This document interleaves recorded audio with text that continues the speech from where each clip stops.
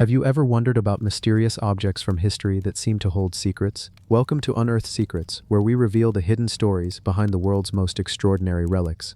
Before we begin, subscribe, hit like, and tell us in the comments where you're watching from and the time there. Let's dive in. The crown that slept beneath sand. Beneath the burning Egyptian sun, where the desert wind carves whispers into the cliffs of Thebes, a hidden valley lies waiting. A valley of silence, of shadows, of kings who once ruled as gods. This is the Valley of the Kings, where tombs stretch beneath the ground like veins of forgotten memory, and within one of those tombs, deeper than light dares to linger, there rests an object that once touched the brow of a pharaoh. It is said to have shimmered with the brilliance of eternity, a crown forged not merely of gold but of the very authority of Egypt itself, a diadem, now asleep beneath layers of stone and sand, carrying secrets far heavier than any treasure should. The ancient Egyptians did not see a crown as simple ornament. It was not a jewel to be admired, nor merely a symbol of earthly rule. To them, the diadem was a living boundary between mortal flesh and divine essence. When a pharaoh wore his diadem, he became Horus, the falcon in the sky. He became Ra, the sun on earth. He became Osiris, the ruler of the dead. The crown transformed him, not only in the eyes of his people, but in the invisible gaze of the gods. And so the diadems placed within the tombs of pharaohs were not decorations for the afterlife. They were vessels of power, anchors for souls who demanded eternity. This crown, this particular diadem said to have belonged to one of the great New Kingdom rulers, was found buried in the Valley of the Kings, deep within a chamber sealed for thousands of years. Imagine the silence that pressed against the tomb walls as it lay there, untouched. Generations rose and fell, cities crumbled into dust. Empires that once clashed with Egypt were swallowed by time. Yet the crown remained, its gold never rusting, its inlays of lapis lazuli still glowing faintly in the dark. But why call it a crown that slept beneath sand? Because when it was uncovered, archaeologists noted something unsettling. The diadem seemed almost still alive. Gold does not breathe. And yet, they said, the chamber seemed filled with a weight that pressed upon the chest, as if the air carried the echo of a king who would not leave his crown behind. Some workers refused to continue the excavation, muttering that the pharaoh's spirit lingered there, unwilling to be separated from the object that had bound his soul to divinity. The diadem itself was a masterpiece of ancient craftsmanship. Thin plates of hammered gold formed its frame, woven like sunlight into the shape of reeds and lotus blossoms, plants sacred to rebirth. At its center, a cobra reared up, its hood flared, eyes inlaid with carnelian, ready to spit fire at any who dared approach the one who wore it.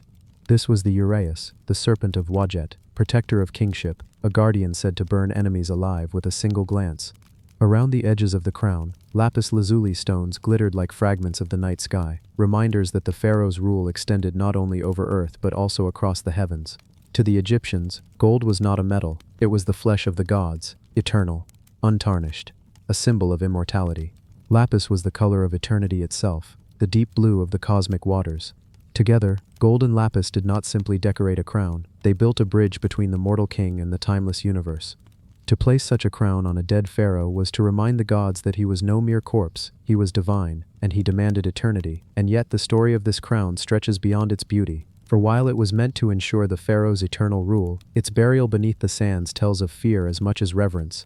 Egypt's rulers went to their tombs not in peace but in paranoia. They knew that tomb robbers haunted the valleys, driven by hunger, greed, and desperation. Gold was worth more than loyalty, more than memory, more than the curses etched into stone.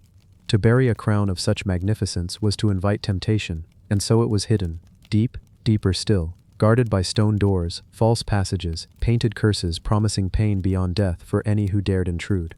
When the tomb was rediscovered millennia later, the air was heavy with the weight of those warnings.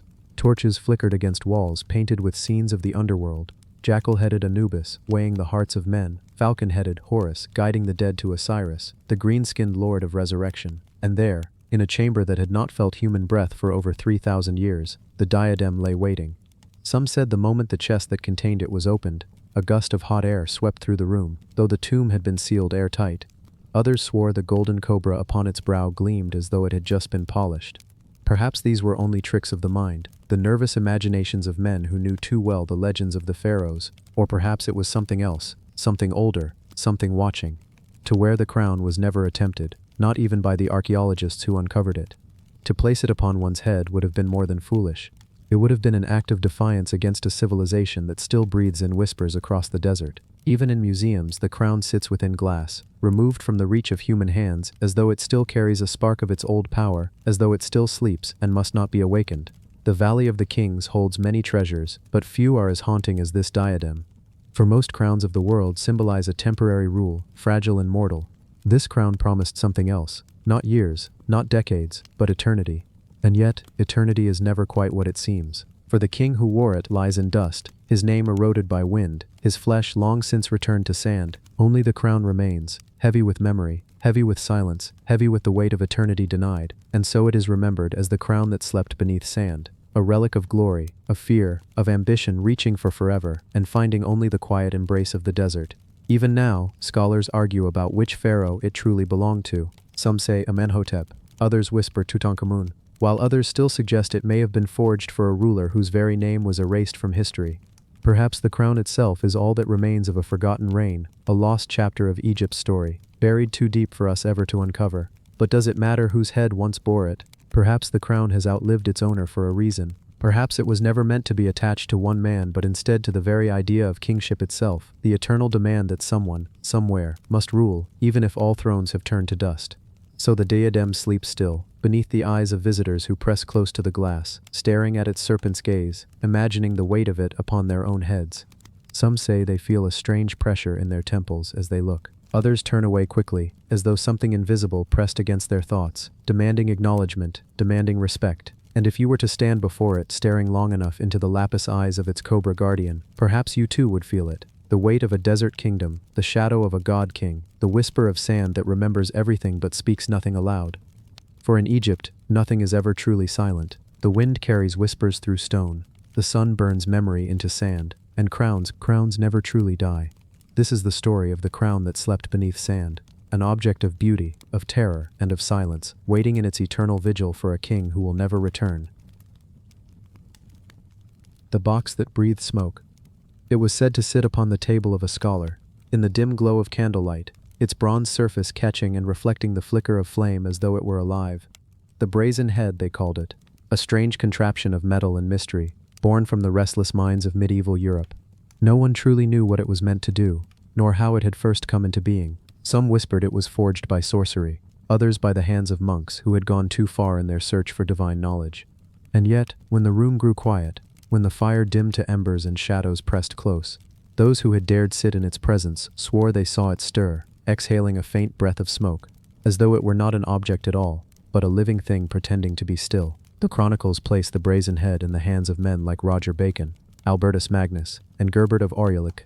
Whether these men ever touched it, or merely had their names tied to its legend, none can say for certain. But the stories endure, carried through centuries like whispers that refuse to die. It was said the box or the head, for both shapes appear in the telling, could answer questions, could predict futures, could speak truths hidden from the eyes of men. Yet the price of hearing its words was always uncertain. Some claimed it consumed years of the maker's life. Others believed it was not human voices that shaped its speech, but something older, something that should not have been called into the open air.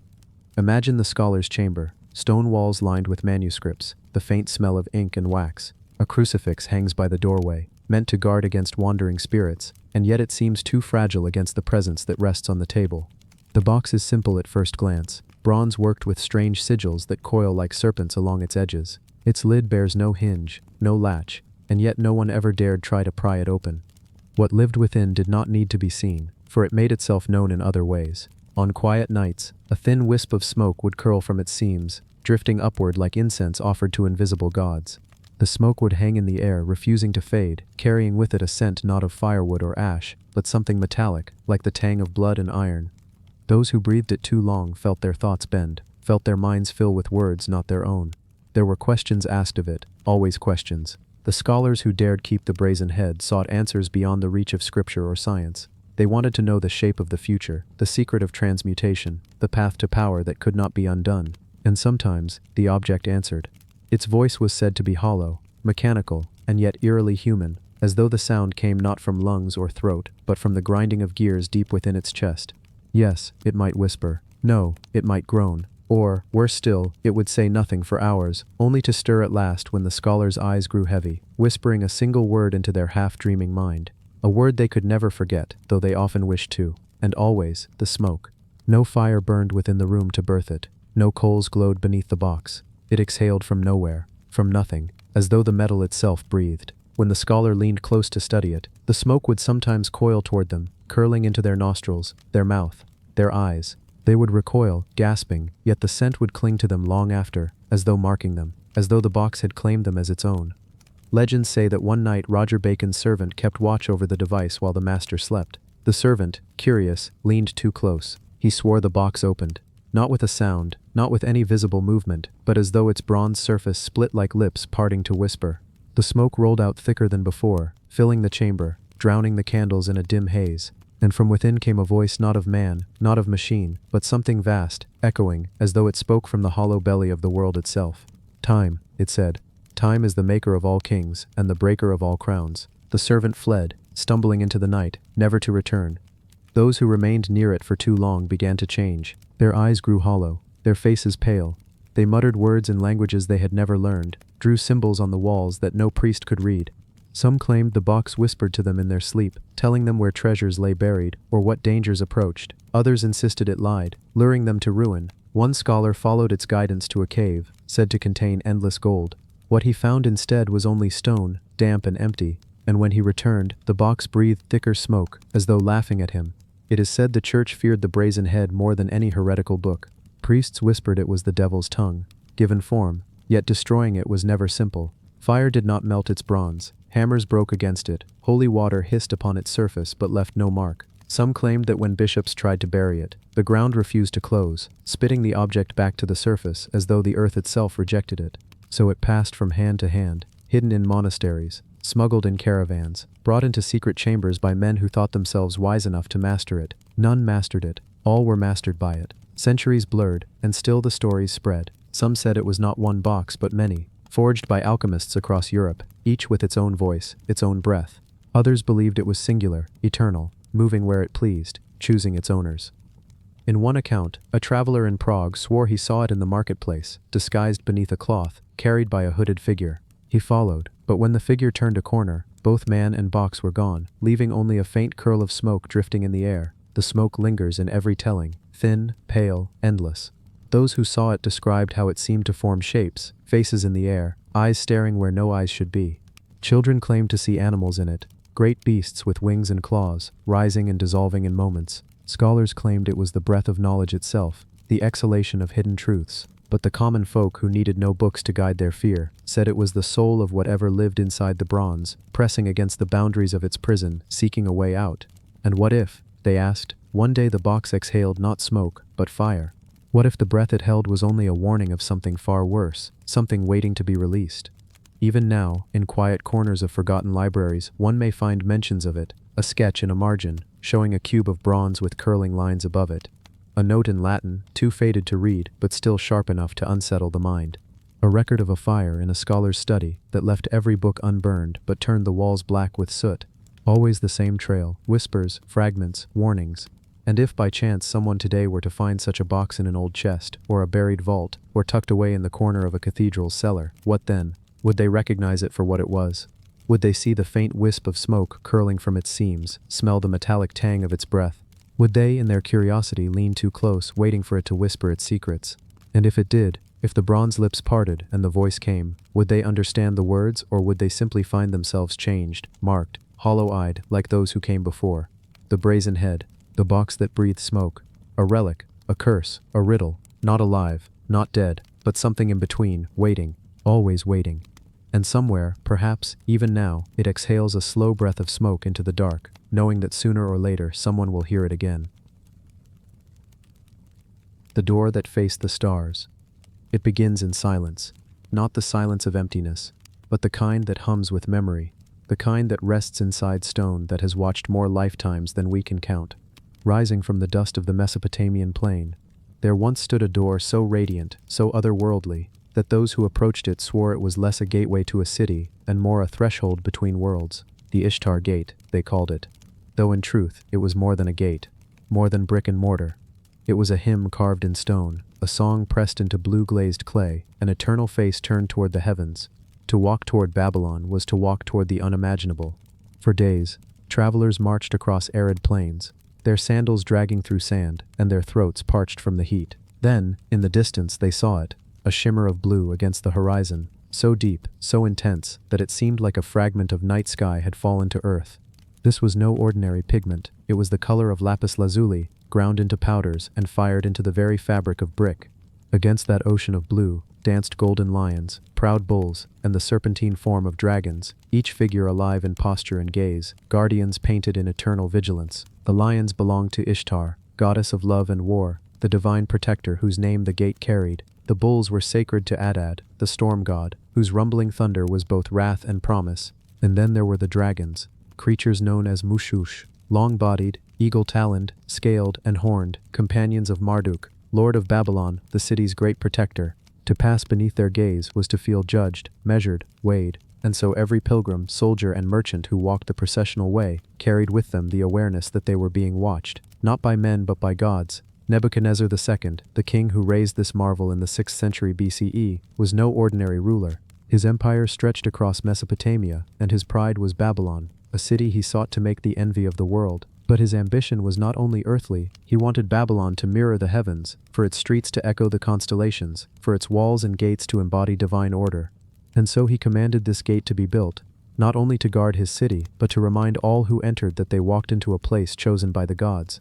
His words were pressed into bricks that made up its foundation, a boast that was also a prayer, that Babylon would be remembered not just in history but in eternity. The processional way that led to the gate was lined with lions, more than 100 of them, each painted in brilliant glaze, each striding forward as though the street itself was alive with their march. Festivals would turn this avenue into a living river of humanity. During the New Year's celebrations, statues of the gods were carried in procession through the gate, accompanied by chanting priests, perfumed incense, and the beating of drums. The air would fill with voices rising together, echoing against the high walls, while torches cast their light upon the creatures that shimmered on the gate's surface. In those moments, it was said, the line between human and divine blurred. For just as the people looked upon the gate, so too did the gods look back. But the gate held more than glory. Whispers spoke of its strangeness, of how its silence deepened when the sun fell. Travelers who camped near its shadow claimed to hear murmurs carried on the wind, whispers in languages older than Babylon itself. Some swore the lions turned their heads ever so slightly, watching with unblinking eyes. Others said that the dragons flickered as though ready to uncoil, as if the fire of Marduk himself lingered in their forms. Whether these tales were superstition or truth mattered little, for in the minds of those who approached, the gate lived. At night, when the stars blanketed the sky, the symbolism of the gate revealed itself fully. The deep blue of its surface reflected the heavens above, making the city's threshold a mirror of the cosmos. To step through was to enter not only Babylon, but an earthly echo of the universe itself. The ancients knew the stars as more than lights. They were signs, omens, voices of destiny, and the Ishtar gate, gleaming in its blue and gold, stood as a bridge between sky and earth, mortal and divine, the seen and unseen. It was not simply a door, it was an orientation point, a reminder that the city's heart beat in rhythm with the stars. But no door, however grand, can guard forever. Babylon fell, armies came, empires shifted, time eroded walls that had seemed eternal. Yet the gate, though buried, was never lost. For more than 2 millennia it slept beneath the soil, its colors hidden but not erased. When it was unearthed in the early 20th century, its brilliance startled the modern world. Piece by piece it was lifted from the earth, its bricks still carrying the lapis glaze, its lions and dragons still fierce in their stance. Even under electric museum lights, its presence was undeniable. Visitors stood in hushed silence before its reconstructed form, just as travelers of old once did, staring into a threshold that seemed to hum with memory. Some archaeologists noted that the bricks, though centuries old, retained a strange vitality. They were warm to the touch, as if holding the sun within them.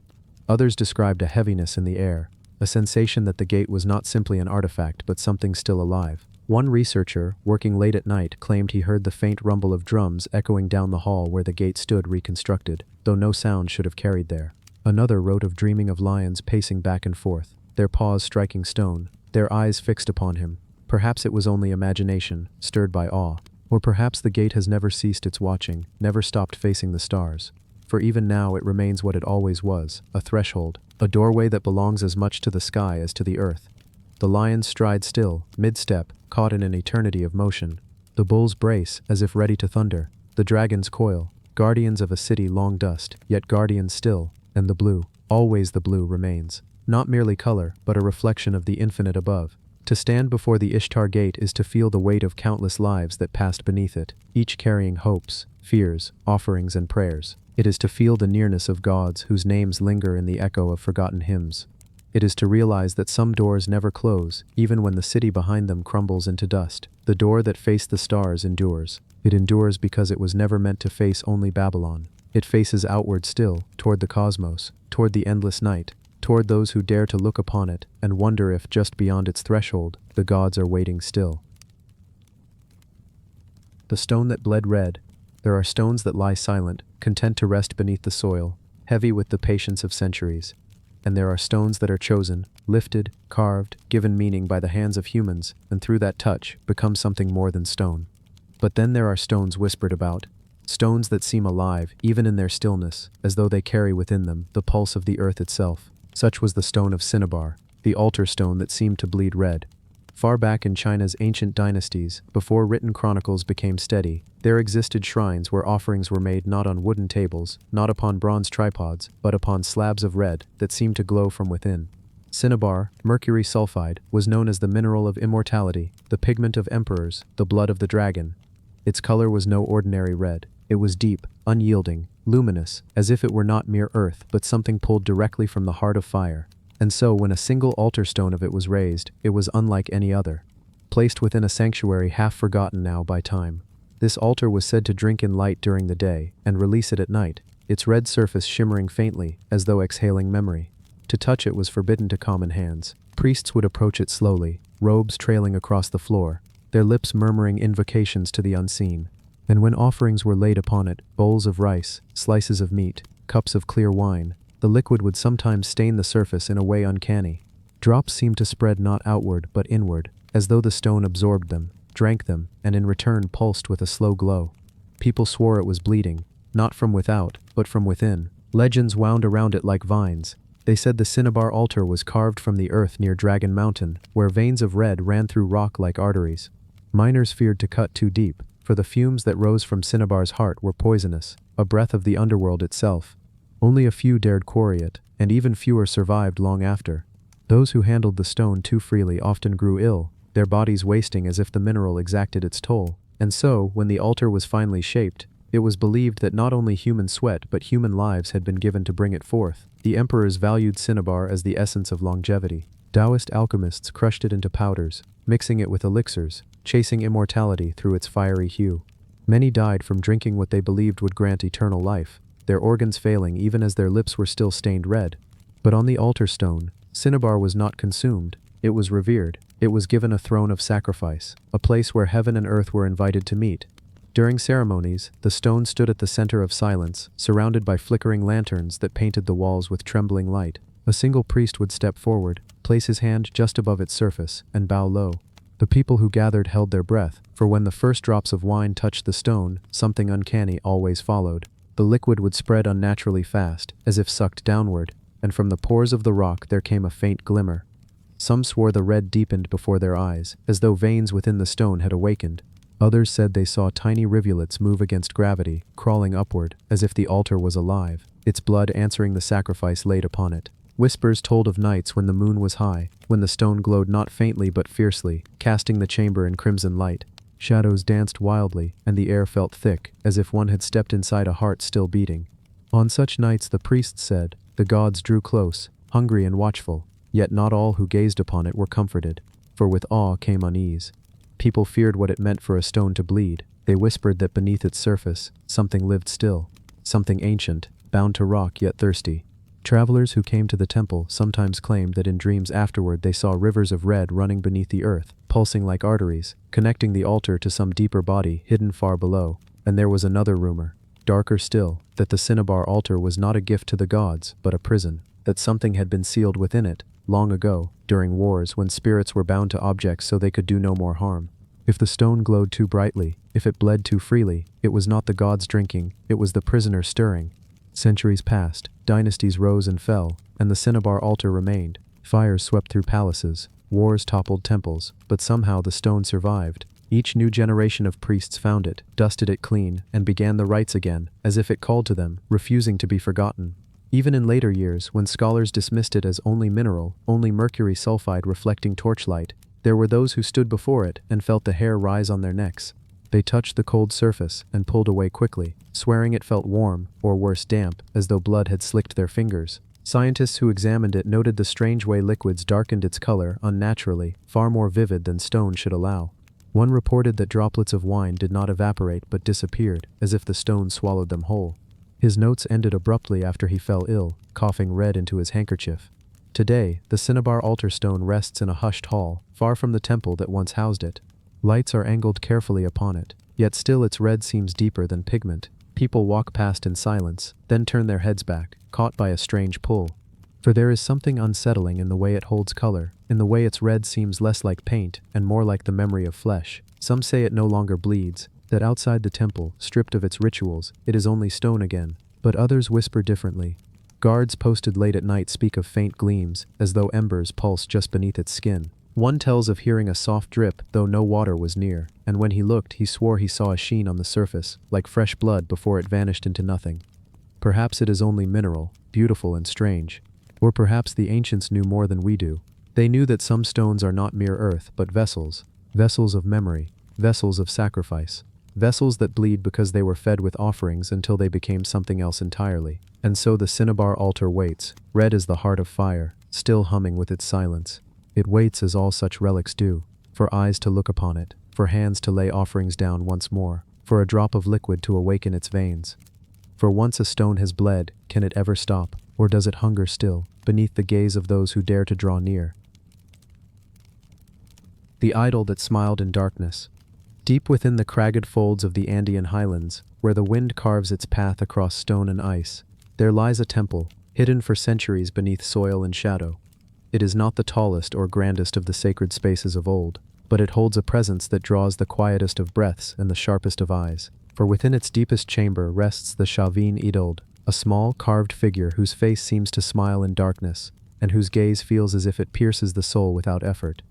The people who first created the Shavin civilization had knowledge that reached beyond the immediate. They understood the mountains, the rivers, the paths of sunlight that kissed peaks and valleys. They understood the world of the unseen, the spirits that dwell where human eyes seldom linger, and the ways in which sacred objects could become conduits of power. And so, they carved this idol. Not large, perhaps, no more than a foot in height, but with a precision that defies the simple tools of its age. Its features are both human and other, a grin that is unsettling yet comforting, eyes that seem to glimmer even in the faintest shadow, and a body that folds in a manner both compact and expressive, like a story folded into stone. Legends tell that the idol was placed in darkness deliberately. In the temple's heart, the chamber had no windows, no openings except the narrow passage that led pilgrims to it. Those who entered were instructed to walk in silence, their steps muffled against the stone floor, lanterns held low, casting minimal light. For the idol's power, the priest said, was strongest in the absence of distraction, and when the flicker of a candle illuminated its features, the smile would appear to shift, as if the idol itself breathed, aware of every observer. The Chavin people believed in duality, life and death, shadow and light, man and spirit, and the idol, they said, embodied that duality in its very form. Its grin was neither wholly welcoming nor entirely sinister. Some who gazed upon it reported feelings of euphoria, an inexplicable calm that seemed to seep into their very bones.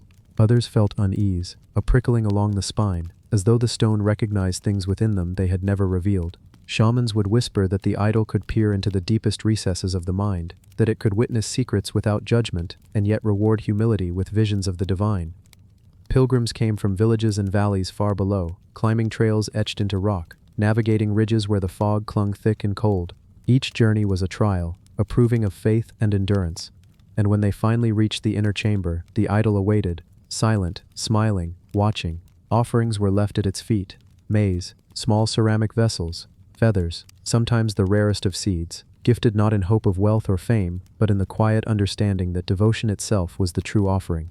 There are stories of nights when the mountains themselves seemed to lean closer to the temple. Thunder would roll across the distant ridges, yet not a single raindrop would fall inside. The air grew dense, heavy with scent of candle wax, of incense, of wet stone, and in those moments pilgrims reported that the idol's eyes glimmered, catching faint light, reflecting patterns not visible to the naked eye. Some claimed to see small shapes, like moving spirits, dancing around its feet. Others said that the grin widened slightly, as if acknowledging the presence of those who understood more than mere ritual could teach. Time did not diminish the idol. Though the Shavin civilization waned, the temple fell into ruin, and centuries of wind, rain, and seismic tremors shook the mountains. The idol remained, buried under layers of earth, forgotten by the world above. It slept in darkness, guarding its secrets. When it was rediscovered by modern explorers, the stone was remarkably preserved, as if the mountain itself had conspired to protect it. Its smile, unchanged, seemed to hold centuries of silent witness, of human devotion, of whispers of fear, of the slow passing of generations. Archaeologists were puzzled by its presence. Its style did not perfectly match other Shavin works, yet it radiated the unmistakable essence of the culture's sacred art. The techniques of carving, the proportions, and even the wear patterns suggested that this was no ordinary idol. Perhaps it had been touched by the hands of a master artisan, someone who understood the delicate balance between form, perception, and spiritual energy. Or perhaps it had absorbed the power of countless rituals, each one leaving a trace, until the stone itself became something more than mere rock. Legends persisted among local communities, even after the temple was unearthed. They spoke of the idol appearing in dreams, of its grin lingering in the mind long after waking, of a whisper that seemed carried on the wind when the highlands were quiet. "The stone smiles for those who see," they would say, "and in that smile you may find what you seek, or what seeks you." Travelers in the region reported an almost magnetic pull to the site, a sensation that led them along ancient trails they had no memory of finding. Some left offerings spontaneously, unable to resist the compulsion. Others experienced sudden chills, as if the stone had acknowledged their presence and had judged them, not with malice, but with unflinching awareness. It is impossible to measure the idol's influence. How does one quantify the effect of a stone carved with intention, surrounded by centuries of devotion, and bathed in the silent pulse of the mountains? Even modern technology cannot fully capture its presence. Photographs flatten its dimensions. Scanners and X-rays cannot replicate the subtle angles that make the grin both human and not, and chemical analysis fails to explain the energy that local shamans insist still radiates from it. Some researchers have speculated that its effect was psychological, a result of the isolation, the darkness, and the centuries of storytelling that layered meaning upon meaning. Others remain convinced that something more subtle, something alive in essence though not in flesh, resides within the Shavin idol. The idol, now preserved in a carefully controlled environment, still commands reverence. Scholars, tourists, and those drawn by legend approach it slowly, almost reverently. Even behind glass, the smile seems to follow the eye, an uncanny effect that cannot be explained by mere reflection or shadow. Small groups of practitioners perform quiet rituals nearby, leaving incense smoke to drift around its enclosure, as though they hope to awaken a connection, to touch once again what the ancients touched, what the mountains themselves seem to protect. And so, the Shavin idol endures. Its smile is timeless, a bridge between past and present, shadow and light, stone and spirit. It reminds us that history is not merely what is written, but also what is held, what is carved, what is witnessed silently through the ages. There are objects that speak through words, that sing through song, that convey their stories in paint or parchment. And then there are idols like this one, that smile in darkness and speak in silence, holding the memory of countless human hearts in their quiet, knowing gaze. Even today, the stone seems to listen, waiting for the next pilgrim, the next seeker, the next soul, daring enough to enter the quiet chamber and meet the grin that has endured longer than empires, longer than time itself. To stand before it is to feel a tether, invisible yet undeniable, pulling one's attention not to the hands that carved it or the rituals performed, but to the essence of presence itself. The Shavin idol does not demand faith, nor does it require devotion, but it rewards attentiveness. It watches, it waits, and in its own enigmatic way, it smiles, welcoming all who are willing to perceive the depth of darkness and the subtle glow of something older than memory.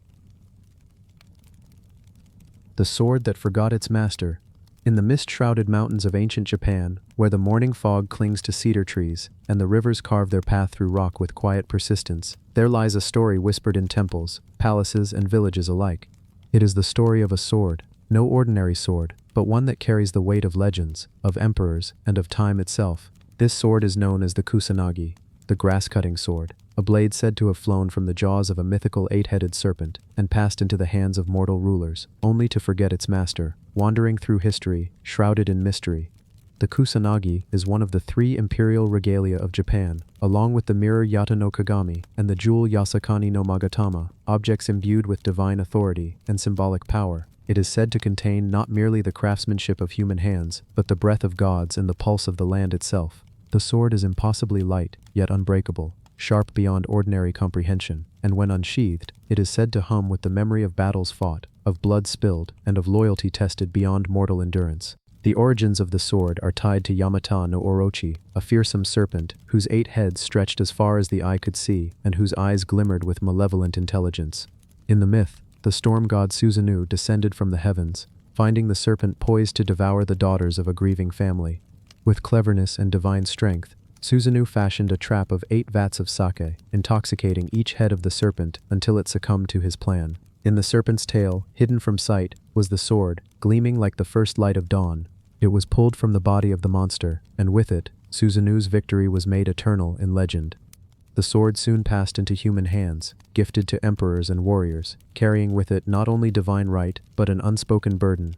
For a blade of such power could not merely exist as a tool, it remembered. It remembered the hands that wielded it, the lives that ended at its edge, the promises broken, the victories won, and the oaths whispered beneath the canopy of cherry blossoms or the shadowed halls of imperial palaces. But as much as it remembered, it also forgot. It forgot the mortal intentions, the fleeting desires, and the fragile ego of any human who dared to hold it. In this way, the sword became both a guide and a test, aligning itself not with mastery but with destiny. Legends recount a time when an emperor unsheathed the sword to face invaders, and the blade, instead of cutting through the armor of men, seemed to hesitate, vibrating with a subtle energy that refused to obey. The enemy advanced, and the emperor's warriors faltered. Only later did the court historians record that the sword had recognized the lack of true righteousness in the wielder, and in doing so, it had withheld its deadly potential. It was as if the sword itself chose its allegiance, independent of mortal command, a silent arbiter of justice across time. The Kusanagi's resting places have always been shrouded in secrecy. Unlike other legendary swords, it has rarely been displayed, seen only by those bound by ritual and sworn to secrecy. It is said to reside at Atsuta Shrine in Nagoya, Japan, its presence more a matter of faith than observation, an icon that exists as much in imagination and devotion as in metal and wood. Only priests and select members of the imperial household are permitted proximity, and even then, the sword is never drawn lightly. The process is ceremonial, slow, reverent, a reminder that the power it holds is not merely physical but spiritual, tied to the divine authority of the emperor and the land itself. Historians and swordsmiths marvel at its craftsmanship. The kusanagi is said to have been forged with techniques that blend artistry and spiritual intention, layers of folded steel imbued with prayers and meditative precision. Its edge, though centuries old, retains a sharpness that defies reason, as if the very concept of time is subordinate to its will. The hilt, adorned with subtle patterns, reflects the elegance of classical Japanese design, while concealing the energy channeled into the blade itself. To touch the sword, even briefly, is to feel the hum of history, a resonance that connects the present to eras long past, and the mortal to the divine. The sword's influence has rippled through history in ways both subtle and catastrophic. During wars between feudal lords, whispers told of victories that could not be explained, of armies retreating inexplicably, of leaders feeling an unseen presence guiding their hand. Some samurai claimed dreams in which the kusanagi appeared to them, hovering above a river or amidst misty mountains, instructing them in matters of honor, strategy, and humility. These were not mere visions, but experiences so vivid that they shaped decisions and altered the course of battles. The sword's forgetfulness is as intriguing as its power. It does not always respond to commands, nor does it adhere strictly to the desires of those who believe themselves worthy. It remembers divine law, the harmony of nature, the balance between right and wrong, and it aligns itself with these forces rather than with any individual. There are accounts of warriors who attempted to wield it with ambition or pride, only to find their strikes faltering, their confidence eroded, and their fate challenged. The sword, it seems, judges not in anger but in principle, a reminder that true mastery is not forceful, but aligned with higher truth. Over centuries, emperors, shoguns, and priests have all told tales of the sword. Its presence alone inspires reverence, fear, and awe. In ceremonial texts, it is described as a blade that sings with wind and rain, a light and shadow, and a silent companion to those who walk the path of righteousness. Pilgrims traveling to Atsuta Shrine recount a strange sense of anticipation, a pull toward the sacred space that cannot be explained by geography alone. Even in the modern world, where metal detectors, cameras, and security systems dominate, the sword's aura remains undiminished, intangible, yet undeniable. In the quiet moments of history, when the world was not watching, the kusanagi seemed to act on its own accord. A stolen sword might vanish overnight, only to reappear in the hands of someone deemed worthy. Battles waged in darkness sometimes turned by unseen forces, attributed by locals to the sword's subtle intervention. The blade does not boast or threaten, but it exerts a presence, a reminder that true power is measured not by conquest, but by alignment with the moral and spiritual currents that guide the world. The mythos surrounding the Kusanagi includes tales of it influencing governance, of guiding emperors through crises, and of serving as a silent observer during times of upheaval. Its presence legitimizes authority in ways that words cannot, embodying divine approval, historical memory, and spiritual insight. Pilgrims and historians alike describe a sensation of connection, as though the sword bridges centuries, cultures, and even consciousness itself. It is a testament to the delicate balance of human ambition and divine ordination. Stories persist even in the contemporary era. Scholars have recorded accounts from those who experienced dreams of the sword, waking with impressions of landscapes, figures, or instructions that later seem to manifest in the waking world. Military strategists, poets, and artists alike have drawn inspiration from the legend, finding in the sword a symbol that transcends time and culture. Even those who do not believe in its literal existence often feel its conceptual weight. The notion that an object can embody principles, memory, and judgment in ways humans can scarcely grasp, and so the Kusanagi continues to exist, both as artifact and as legend. Its blade is hidden, its true essence guarded, yet its story resonates across generations. To speak of it is to invoke the past, to acknowledge the mysteries of craft, divine favor, and human aspiration intertwined. It reminds us that some objects are not merely tools or symbols, but living narratives, capable of shaping thought, inspiring reverence, and challenging comprehension. To witness the Kusanagi, whether in dream, ritual, or historical study, is to confront the boundaries between history and myth, between the tangible and the transcendent. The sword's forgetfulness, paradoxically, ensures its eternal relevance. It will not serve those who seek power for power's sake, but it endures for those who seek understanding, alignment, and respect for forces beyond their immediate grasp. Its presence, silent yet palpable, offers a lesson repeated in whispers, in legends, and in the quiet spaces where time seems suspended.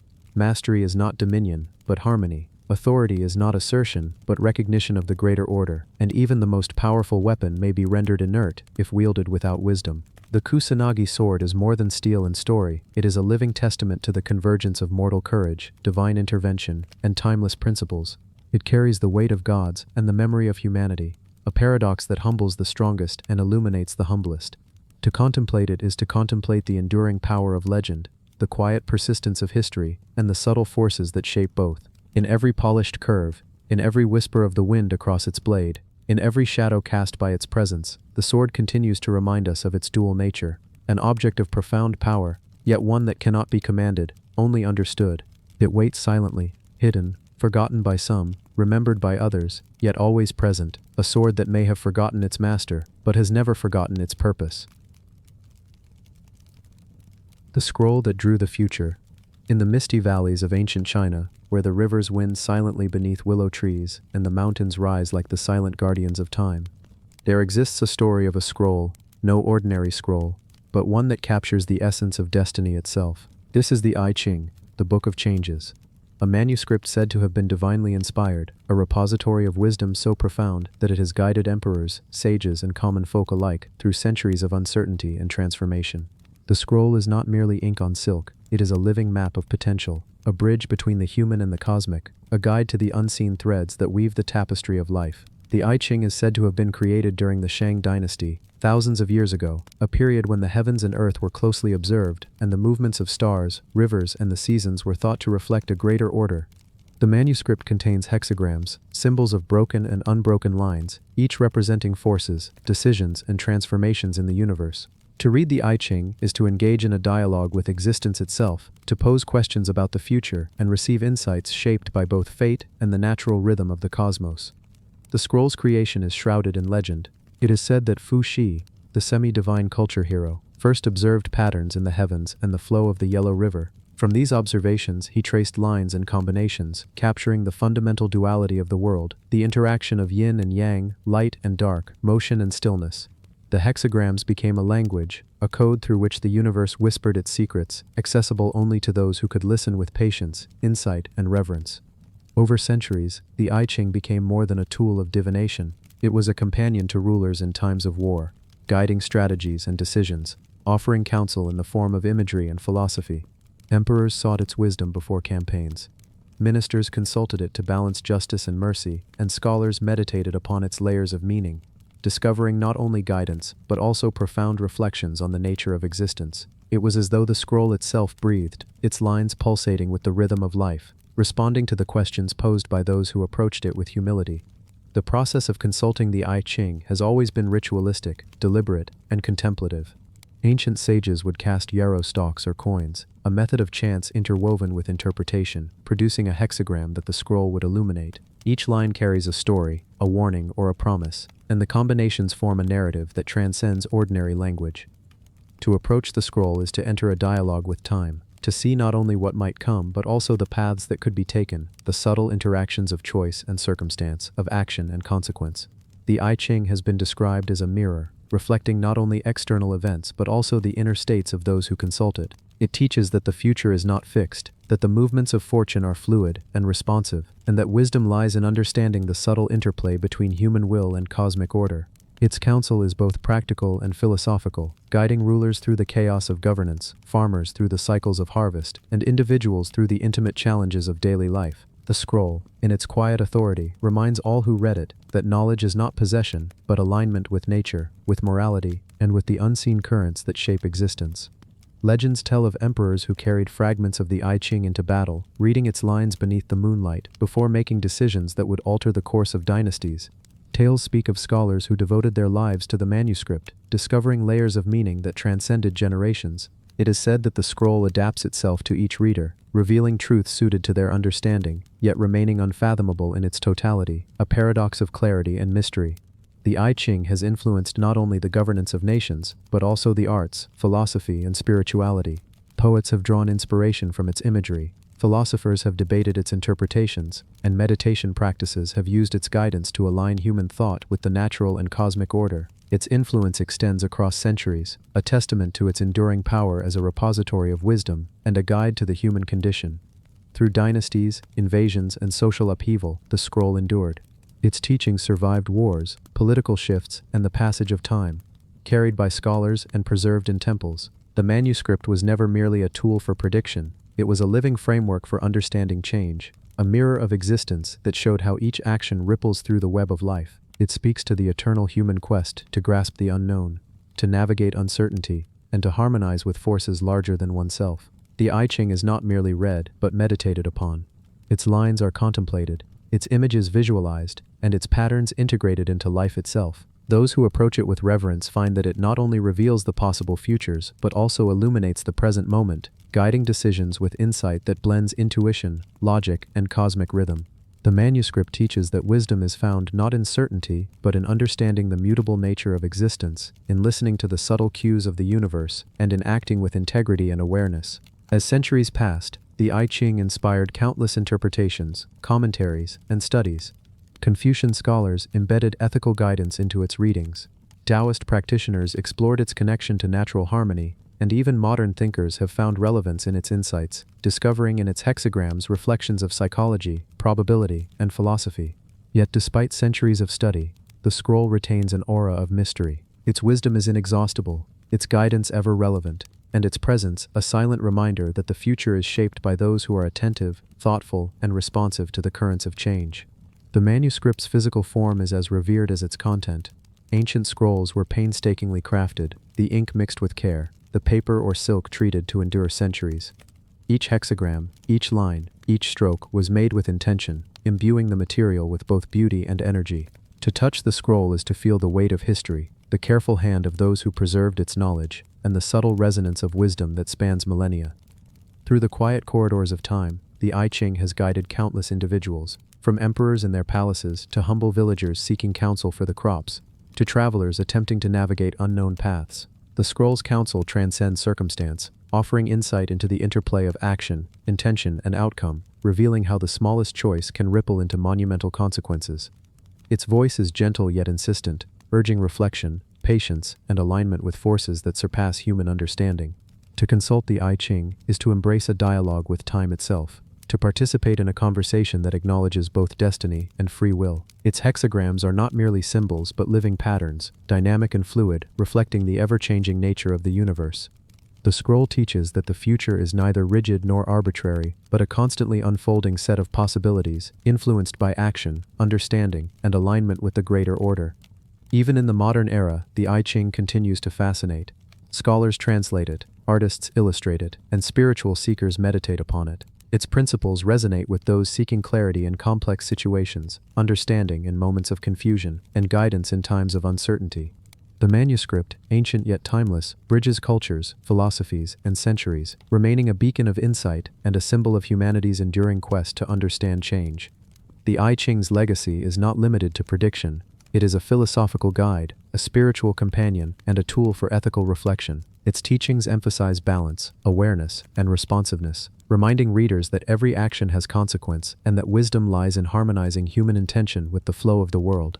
The scroll does not dictate outcomes but illuminates possibilities, guiding each person to navigate life with foresight, discernment, and respect for the unseen forces at work. As centuries turn, the scroll remains, preserved in temples, libraries, and collections, its presence a bridge between ancient thought and contemporary life. To open the I Ching is to open a dialogue with time, nature, and the human spirit. Its hexagrams, symbols of change, teach that life is an interplay of forces, that wisdom is an ongoing pursuit, and that the future, though uncertain, can be approached with insight, patience, and reverence. In every carefully drawn line, in every meditated reflection, the I Ching reminds us that understanding the world is both a journey and a responsibility. Its counsel encourages observation, reflection, and alignment with the principles that govern change. It is a scroll that draws the future not by prediction alone, but by illuminating the paths available, showing how actions shape outcomes, and demonstrating the power of knowledge tempered by wisdom. The manuscript endures as a testament to human curiosity, divine inspiration, and the eternal dance of change. It calls to those who seek understanding, offering insight into the nature of events, choices, and consequences. To engage with the I Ching is to engage with history, with philosophy, and with the ever-unfolding story of existence itself. Its lines are a living guide, a bridge to the unknown, and a reminder that while the future may be uncertain, it is always open to those willing to listen, reflect, and act with awareness. The I Ching, the scroll that draws the future, continues to guide, inspire, and intrigue. It is not merely a relic of the past, but a living instrument of understanding, bridging the mortal and the divine, the known and the unknown, the fleeting present and the unfolding future. Its presence is subtle, yet transformative, its counsel timeless, yet immediate. To study it is to embrace the wisdom of centuries, to perceive the patterns of life, and to recognize that the future is not a fixed path, but a living, breathing tapestry shaped by the conscious actions of those who seek its guidance. The lamp that refused to die. In the ancient city of Antioch, where the eastern sun first touches the cobbled streets and the scent of earth and stone rises from the depths of history, there exists a story of a lamp unlike any other. This is no ordinary lamp, no mere vessel of oil and flame. It is the tomb lamp, known through centuries as the lamp that refused to die, a relic whose existence seems to defy both time and reason. It is said that wherever this lamp is found, its flame burns, not by ordinary means, but as if a quiet, hidden force sustains it, an eternal witness to human lives and the passage of history itself. The lamp was discovered centuries ago, in a tomb carved deep beneath Antioch, the ancient city that once lay at the crossroads of empires, trade, and culture. Antioch was a city of convergence, where Greek, Roman, Persian, and early Christian influences mingled. Its tombs were designed to honor the dead, to shelter them in chambers where earth and stone might guard against time, theft, and decay. Within one such tomb, archaeologists and explorers uncovered a lamp unlike any other. Its clay, though centuries old, retained a subtle warmth. Its oil seemed to shimmer as if alive. Its flame, when lit, would persist even in winds that extinguished every other light. Legends grew around the lamp quickly. Locals spoke in hushed tones of the lamp that refused to die, claiming that it was a guardian of souls, a beacon for spirits, and a witness to the lives of those long gone. Some whispered that it was lit by a divine hand, that an ancient priest had infused it with a spark of the eternal, a fragment of fire that could never be consumed. Others believed that the lamp was connected to secret rituals of Antioch's elite, ceremonies where the lamp's flame guided the passage of souls, protecting them as they journeyed from the world of the living to the world beyond. The physical lamp itself is deceptively simple yet remarkable. Crafted from terracotta, it bears the subtle imprint of hands that shaped it with care and devotion. Its surface is etched with faint patterns, symbols whose meaning is lost to time, perhaps blessings, perhaps instructions, or perhaps warnings. The vessel is small, unassuming, yet it commands attention, as if its very presence communicates that it is not ordinary, that its purpose extends far beyond mere illumination. Scholars who studied it noted that even when the oil supply was exhausted, the flame would continue to flicker, hinting at forces beyond ordinary understanding. Antioch was a city of fire and light, a place where temples, markets, and homes were illuminated by thousands of lamps. But this lamp was exceptional. Unlike others that needed constant tending, it seemed to possess its own rhythm, its own will. Some visitors claimed that it responded to the intentions of those nearby, glowing brighter in the presence of those who respected the dead, dimming slightly when approached with doubt or fear. In this way, the lamp was more than a source of light, it was a presence, a silent observer, a participant in the sacred rituals of remembrance. Stories of the lamp spread beyond Antioch. Travelers and merchants spoke of a lamp that defied extinguishment, of a flame that could guide lost souls, illuminate secret passages, and reveal truths hidden in darkness. Priests and mystics debated its origin, some claiming it was a gift from the gods, others insisting it was an invention of ancient alchemy, a blend of science and magic beyond modern comprehension. Regardless of origin, the lamp inspired awe, curiosity, and reverence across generations. The lamp's discovery in the tomb revealed more than just a vessel of eternal flame, it revealed a glimpse into the spiritual life of Antioch's inhabitants. The tomb was carefully arranged, containing not only the remains of the deceased, but also offerings, inscriptions, and artifacts that spoke of beliefs, rituals, and a profound connection to the divine. The lamp occupied a place of honor, positioned near the head of the tomb's occupant, as if to guide them into the afterlife, to illuminate their path, and to ensure that even in death, their journey was watched over. As historians and archaeologists examined the lamp, they noted details that added to its mystery. The wick, though frayed and aged, remained supple. The oil, long thought evaporated, retained a faint scent of herbs and incense. The terracotta walls, though brittle, seemed impervious to time's decay. When lit, the flame danced in a way that defied wind and gravity, casting patterns that some interpreted as messages or symbols. Scholars debated endlessly, yet no explanation could fully account for its endurance. The lamp also played a symbolic role in local culture.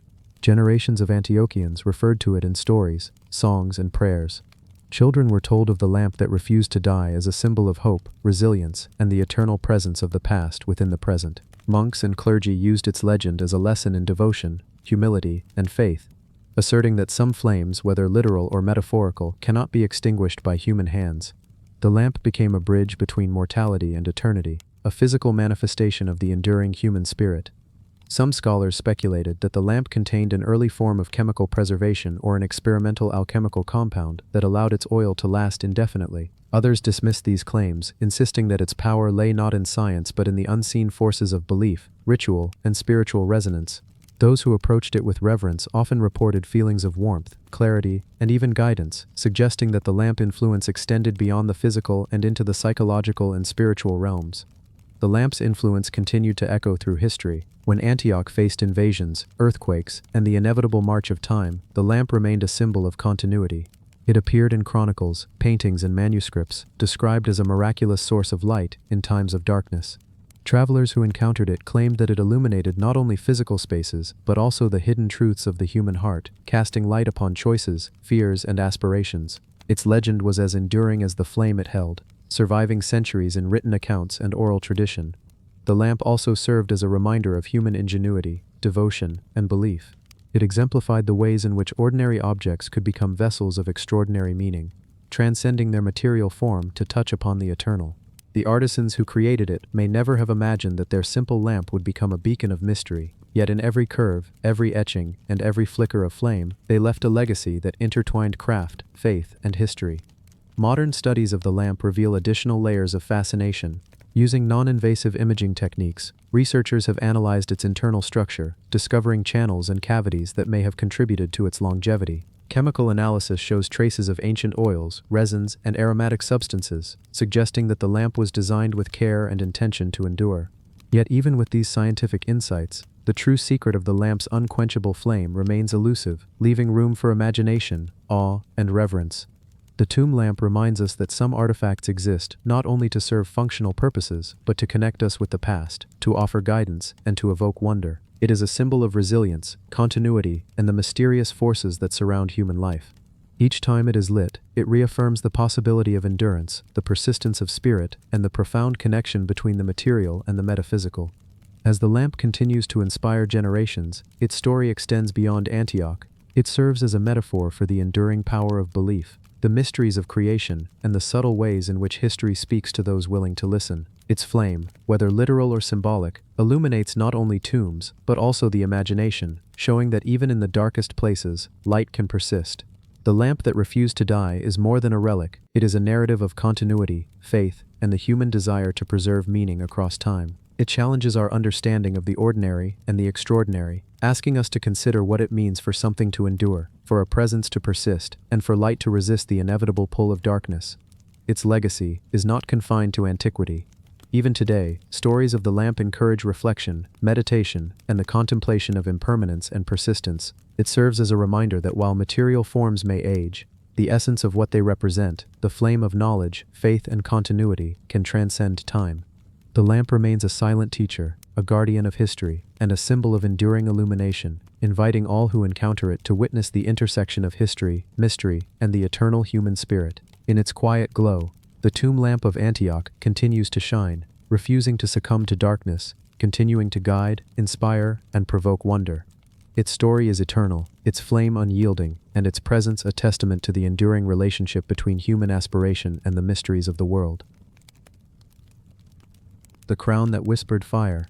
In the heart of ancient Rome, amidst the chaos of forums, temples, and bustling streets, there exists a relic that has captivated the imagination of historians, archaeologists, and mystics alike.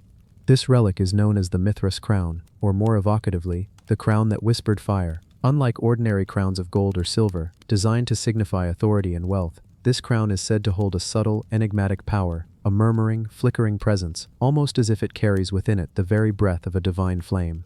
To hold it is to feel the pulse of Rome itself, to hear whispers of ancient rituals, and to sense the quiet fire that once guided secret societies beneath the city's surface. The crown was discovered in the ruins of a Mithraeum, a subterranean temple dedicated to Mithras, the mysterious deity worshipped by Roman soldiers and initiates. These temples were hidden away from the public eye, often beneath the foundations of ordinary buildings, their existence known only to the initiated. The Mithras crown lay among ceremonial artifacts, altars, carvings, and oil lamps, each etched with intricate symbols that spoke of light, fire, and the cosmic struggle between darkness and illumination. The crown itself was remarkable in both design and aura. Crafted from a rare blend of gold and bronze, it bore faint inscriptions along its inner band, symbols that seemed to shimmer faintly when touched by candlelight, as if alive with an internal luminescence. According to legend, the Mithras crown was not merely a piece of regalia, but a conduit. Initiates believed that when placed upon the head, the crown could attune the wearer to the hidden energies of the universe, allowing them to perceive truths beyond ordinary comprehension. Some described visions of radiant fire spiraling through dark tunnels, of celestial alignments reflected in earthly chambers, and of the whispers of Mithras himself, speaking of cosmic order, balance, and eternal vigilance. This was no crown of pomp or ceremony. It was a vessel for initiation, enlightenment, and communion with forces unseen. The crown's physical presence is striking. Its golden frame is decorated with fiery enamel inlays, resembling tongues of flame, and small gemstones that catch and scatter light in unpredictable patterns. The craftsmanship is meticulous, reflecting the skill and devotion of its makers, likely artisans who understood not only metallurgy but also the spiritual significance of their work. Each curve, each line, each symbol was intentional, designed to guide the mind and spirit as much as to please the eye. The crown, though centuries old, radiates a quiet energy that is immediately perceptible to those who approach it with reverence. Historical records of Mithraic rituals, though fragmentary, provide context for the crown's importance. Mithras was often associated with fire, light, and the sun, representing victory over darkness and ignorance. The crown, in this sense, was more than a symbol, it was a tool, a medium, through which initiates could engage directly with the divine. During ceremonies it was placed upon the high priest's head, or sometimes upon the newly initiated, as chants echoed in the stone chamber, and torches cast flickering shadows along the walls. Observers reported that the crown seemed to respond, the flames of the torches bending subtly, as if drawn to its presence, and a warmth suffused the room, not from the lamps alone, but from the crown itself. Archaeologists who studied the Mithras crown in modern times were both baffled and awed. Tests revealed no hidden heat sources, no chemical reactions that could explain the warmth or subtle luminescence. Its structure was flawless, resistant to corrosion and decay despite the centuries it had spent buried beneath Rome. Some hypothesized that the crown's effect was psychological, an artifact designed with such precision and artistry that it could influence perception, evoking sensations of warmth, light, and divine presence. Others were less certain, suggesting that the crown may have been imbued with an alchemical formula, an ancient secret long lost to history. Legends surrounding the crown grew over time. Soldiers spoke of visions while wearing it in rituals before battle, feeling courage ignite within them, as if the fire of Mithras themselves lent strength. Initiates described whispers that guided them through moral dilemmas, decisions, and spiritual trials, the crown acting as a quiet counselor. In times of political upheaval, it was hidden, moved from one mithraeum to another, each caretaker sworn to secrecy. Its presence became synonymous with vigilance, protection, and the quiet power that comes from understanding hidden truths. The crown's symbolism extends beyond its physical and spiritual properties. It represents a link between human craftsmanship and divine inspiration, between the tangible and the ethereal. It reminds us that objects, when imbued with intention, belief, and skill, can transcend their material form to become vessels of meaning. For the ancient Romans, the Mithras crown was a beacon of hope, a guide through darkness, and a testimony to the enduring human quest for understanding, control, and harmony with the cosmos. Modern scholars continue to study the crown, exploring its metallurgy, its artistic techniques, and its historical context. High-resolution imaging has revealed hidden etchings and subtle structural features, indicating that the crown was designed to interact with light in precise ways, reflecting and amplifying candlelight and torchlight to create patterns that may have been interpreted as divine signs. Chemical analysis has detected traces of ancient oils and incense, suggesting that the crown was regularly anointed and used in ceremonies that engaged multiple senses, heightening the spiritual experience of the initiate. Despite all scientific investigation, the crown retains its aura of mystery. Visitors to museums where replicas are displayed often report feelings of awe, curiosity, and even unease. Some claim to hear faint whispers, subtle and indistinct, as though the crown itself is communicating, offering insight or posing challenges to those who seek to understand it. Its enduring fascination is a testament to the power of artifacts to connect us to past civilizations, to illuminate the spiritual lives of those who came before, and to evoke wonder in the present. The Mithras crown also tells a broader story about the culture from which it emerged. Mithraism, though eventually suppressed by the rise of Christianity, was a secretive and complex spiritual system, blending astrology, ritual, and moral philosophy. The crown, as a central object of initiation, encapsulates the essence of this belief system, the pursuit of enlightenment, the triumph of light over darkness, and the intimate connection between the individual and the cosmic order. It stands as a reminder that even objects can carry philosophy, ethics, and the search for meaning across time. In essence, the crown that whispered fire is more than an artifact. It is a narrative, a living history. It captures the ingenuity, devotion, and spiritual aspiration of its creators and users. It bridges the gap between the past and present, offering modern observers a glimpse into the hidden chambers of Roman spiritual life, the intensity of secret rituals, and the profound desire to grasp the intangible. To behold the crown is to encounter centuries of mystery, art, devotion, and imagination, all condensed into a single, remarkable object. The crown also continues to inspire art, literature, and scholarship. Poets write of its whispers, novelists use it as a central symbol of power and mysticism, and historians debate the precise nature of its function and significance. Its story is retold not only in academic texts but in the popular imagination, keeping the memory of Mithric practice alive in ways that transcend its historical suppression. Its whispering fire is metaphorical as well as literal, a spark of curiosity and wonder that refuses to fade. In the quiet halls of museums where its replicas are displayed, the crown maintains its allure. Observers are drawn to it, not only for its beauty but for the suggestion that it is more than an object, that it has agency, history, and a voice. Even as centuries pass, the crown that whispered fire continues to communicate with those willing to listen, to convey the intensity of Roman spirituality, the artistry of its creators, and the timeless human fascination with the unseen forces that shape our world. Ultimately, the Mithras crown reminds us that history is not merely a record of events, but a tapestry woven with intention, belief, and imagination. The crown embodies the human desire to reach beyond the material, to engage with forces beyond comprehension, and to leave a lasting mark upon the world. Its whispered fire persists across centuries, inviting reflection, awe, and wonder. The crown that whispered fire is, in every sense, eternal. It carries within it the echoes of chants, the glow of torchlight, the devotion of initiates, and the unending human search for meaning. Its presence defies the ordinary, suggesting that even in crafted objects, there can exist a spark of the extraordinary, a bridge between mortal hands and divine will. To study it, to observe it, or even to imagine it, is to participate in a continuum of human curiosity, devotion, and reverence, a testament to the power of a single object to whisper across time. Even today, the crown continues to ignite imagination. Its story challenges us to reconsider the boundaries between art and magic, material and spiritual, past and present.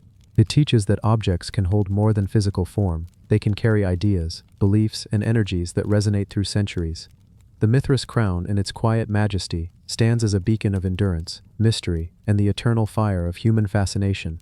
And so the crown that whispered fire remains, as it always has been, a flame of mystery in the heart of history, unyielding to the passage of time, silently murmuring its secrets, offering light to those who seek it, and reminding the world that some fires can never truly be extinguished. The drum that called the dead. Deep in the dense, mist-laden jungles of Papua New Guinea, there exists an artifact whose very name evokes awe and unease, the ancestor drum, often referred to as the drum that called the dead. This drum is not merely a musical instrument, it is a vessel of the spirit world, a conduit between the living and the departed, a keeper of ancestral voices and ancient rites. Unlike drums used for celebration, warfare, or dance, the ancestor drum holds a sacred, solemn power, deeply embedded in the beliefs and customs of the tribes that have guarded it for centuries.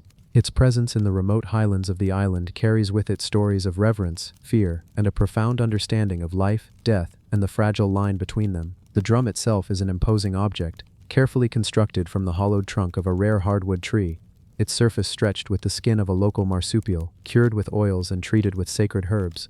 The carvings along its sides depict ancestral figures, animals, and symbolic motifs representing the cycles of life and death, fertility, and the cosmos. Each etching, every groove, was made with intention, guided by spiritual knowledge passed down through generations. It is said that the drum was first crafted hundreds of years ago by a master shaman who had traveled through the spirit world and returned with instructions for its construction. From the earliest times, the ancestor drum has been central to the spiritual life of the people of Papua New Guinea. It is used in rituals called tambaran ceremonies, where the boundaries between the living and the dead are temporarily lifted. During these ceremonies, the shaman or elder strikes the drum in specific patterns, rhythms passed down orally and memorized with painstaking care. The sound resonates through the jungle, deep, sonorous, and haunting, a vibration that seems to penetrate the very earth. Villagers have described feeling a subtle shift in the air, a sensation of presence, as though unseen eyes are watching and unseen ears are listening. The drum's power is said to be activated not by skill alone, but by purity of intent and spiritual readiness. Only those who have undergone rigorous training in ritual, fasting, and meditation can attempt to awaken its ancestral voice. When the drum is struck correctly, it produces a resonance that is unlike ordinary sound. It is rich and layered, with overtones that seem to echo across dimensions, carrying the messages of forebears to the living. Some describe the sound as a low hum that vibrates through the body, stirring memories, emotions, and latent spiritual awareness. Others claim to see faint, flickering lights or shadows that correspond to the presence of ancestors. Anthropologists who have studied the ancestor drum speak of its role in the social cohesion of tribal life. In times of strife or uncertainty, the drum is used to call upon guidance from the ancestors, seeking wisdom for decisions about hunting, war, alliances, and the well-being of the community. Its voice is a reminder that the dead are not gone, but remain intimately connected to the living, influencing their choices and protecting their descendants. The drum enforces a moral and spiritual order, linking generations in an unbroken chain of respect, remembrance, and responsibility. The ritual use of the drum is both precise and complex. The shaman begins by cleansing the space with smoke from sacred plants, chanting invocations that name each ancestor and recount their deeds. The drum is then struck in a series of intricate rhythms, each with a specific meaning and purpose. One beat might summon protective spirits, another might call forth guidance, while a third may facilitate communication with deceased family members. The sound itself is said to carry the vibration of life and death, echoing truths that cannot be spoken with words alone. Villagers report that during these ceremonies, the atmosphere becomes charged with a tangible energy that can be felt in the bones and in the air. The drum also has a visual and symbolic presence. Its carvings are not merely decorative, they serve as a spiritual map. Each animal, each geometric shape, and each ancestral figure represents a principle or force within the cosmos. The shaman interprets these symbols during rituals, reading the messages left by forebears, understanding omens, and receiving guidance that shapes both personal and communal decisions. This intricate system of symbolism reinforces the drum's status, not just as a musical instrument, but as a sacred artifact of immense power. Stories surrounding the drum abound. One tale speaks of a young initiate who struck the drum for the first time, alone in a clearing beneath the full moon. The sound echoed through the forest, reverberating off the hills and riverbanks, and the initiate reported hearing voices not of the present, but of centuries past, guiding him with advice and wisdom. Another account tells of a community facing famine, where the drum was used to summon ancestral spirits, who through ritual dances and guidance revealed hidden caches of food and safe paths for hunters. These narratives illustrate the drum's role as both spiritual and practical, a bridge between worlds and a means of survival. Archaeological examinations of similar drums have revealed astonishing craftsmanship. The selection of wood, the curing of the skin, and the intricate carvings all speak of a deep understanding of materials and resonance. Modern researchers have attempted to replicate the sounds and rhythms, but they consistently note that something ineffable is missing. The resonance, the subtle vibration, and the emotional impact of the ancestor drum cannot be duplicated by technology alone. It requires the context, belief, and ritual that have accompanied its use for centuries. The drum's cultural significance extends beyond individual ceremonies. It is central to the tribe's mythology and history, often invoked in stories that explain the origins of the world, the first humans, and the ancestors' journey between life and death. The drum, therefore, is not simply an instrument or artifact, it is a repository of collective memory, spiritual law, and ancestral wisdom. Its voice preserves traditions that would otherwise be lost, passing knowledge from one generation to the next through sound, ceremony, and shared experience. In contemporary times, the drum continues to play a vital role. Despite the encroachment of modernity, electrification, and globalization, tribes in remote regions of Papua New Guinea still honor the drum's sacred purpose. Ceremonies are performed during important life events, births, deaths, initiations, and during times of social or environmental crisis.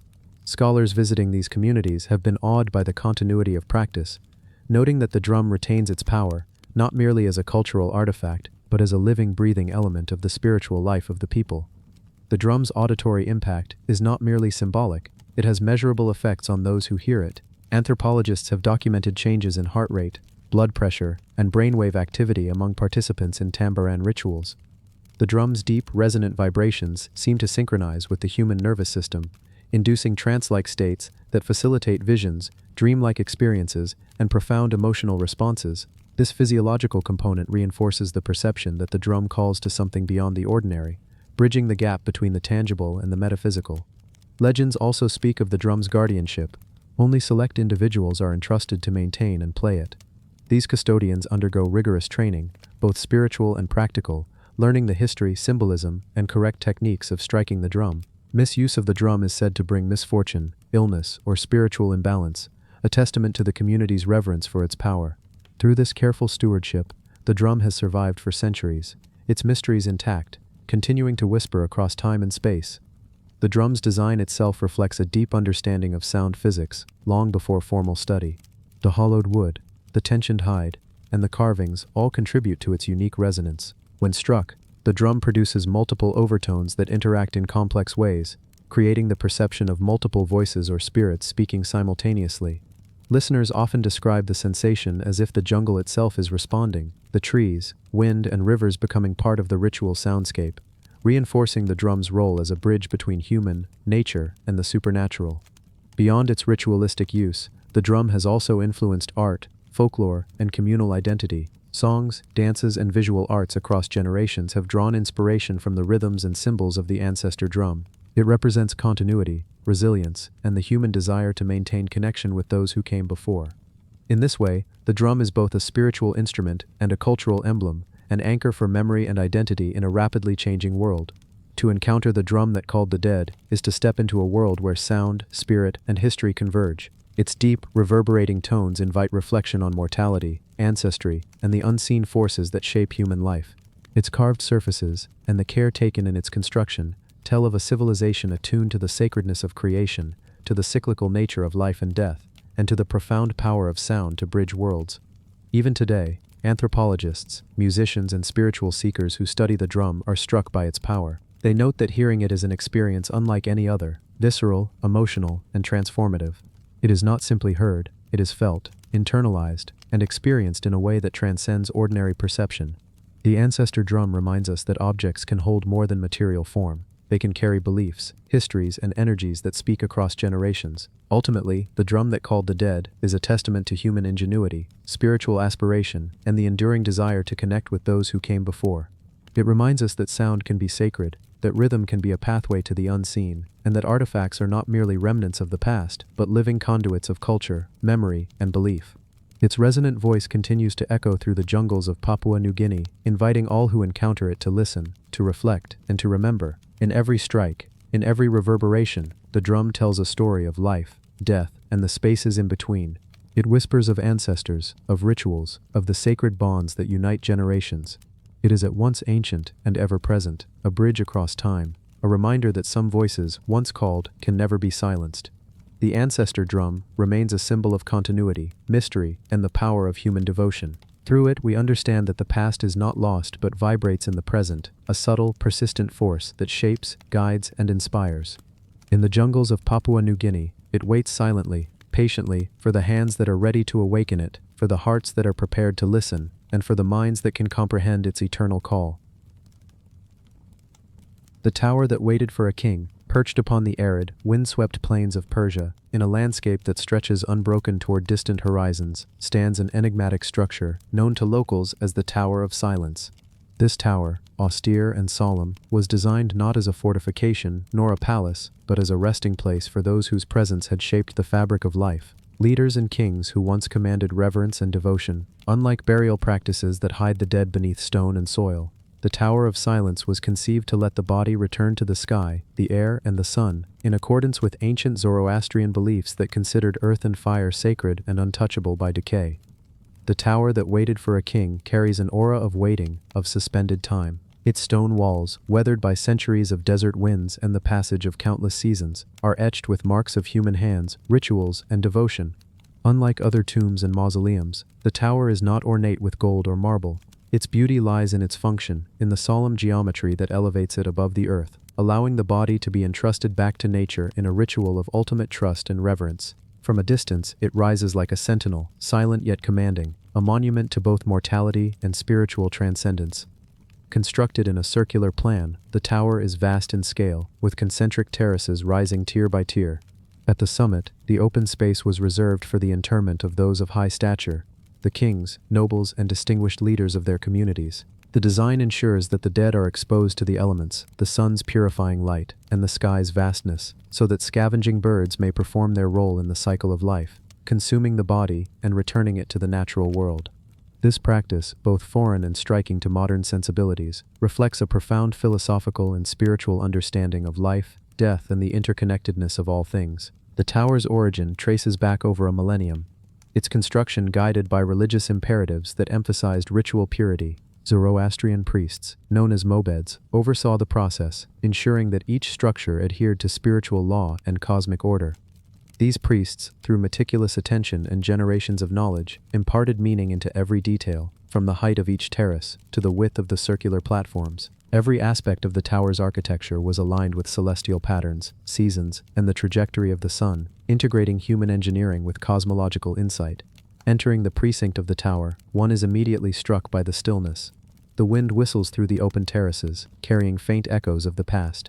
Each terrace, though empty now, bears silent witness to ceremonies, prayers, and the final journeys of countless souls. Pilgrims, historians, and travelers who have visited the tower describe a palpable sense of waiting, as though the tower itself anticipates the arrival of those destined to return, keeping vigil over the threshold between life and eternity. The rituals associated with the tower were exacting. Only those deemed worthy were placed within the sacred enclosures, and the timing of each interment was determined with careful attention to celestial alignments, seasonal winds, and auspicious moments. Priests performed chants and prayers that invoked the presence of divine entities, guiding the spirit of the departed on their journey.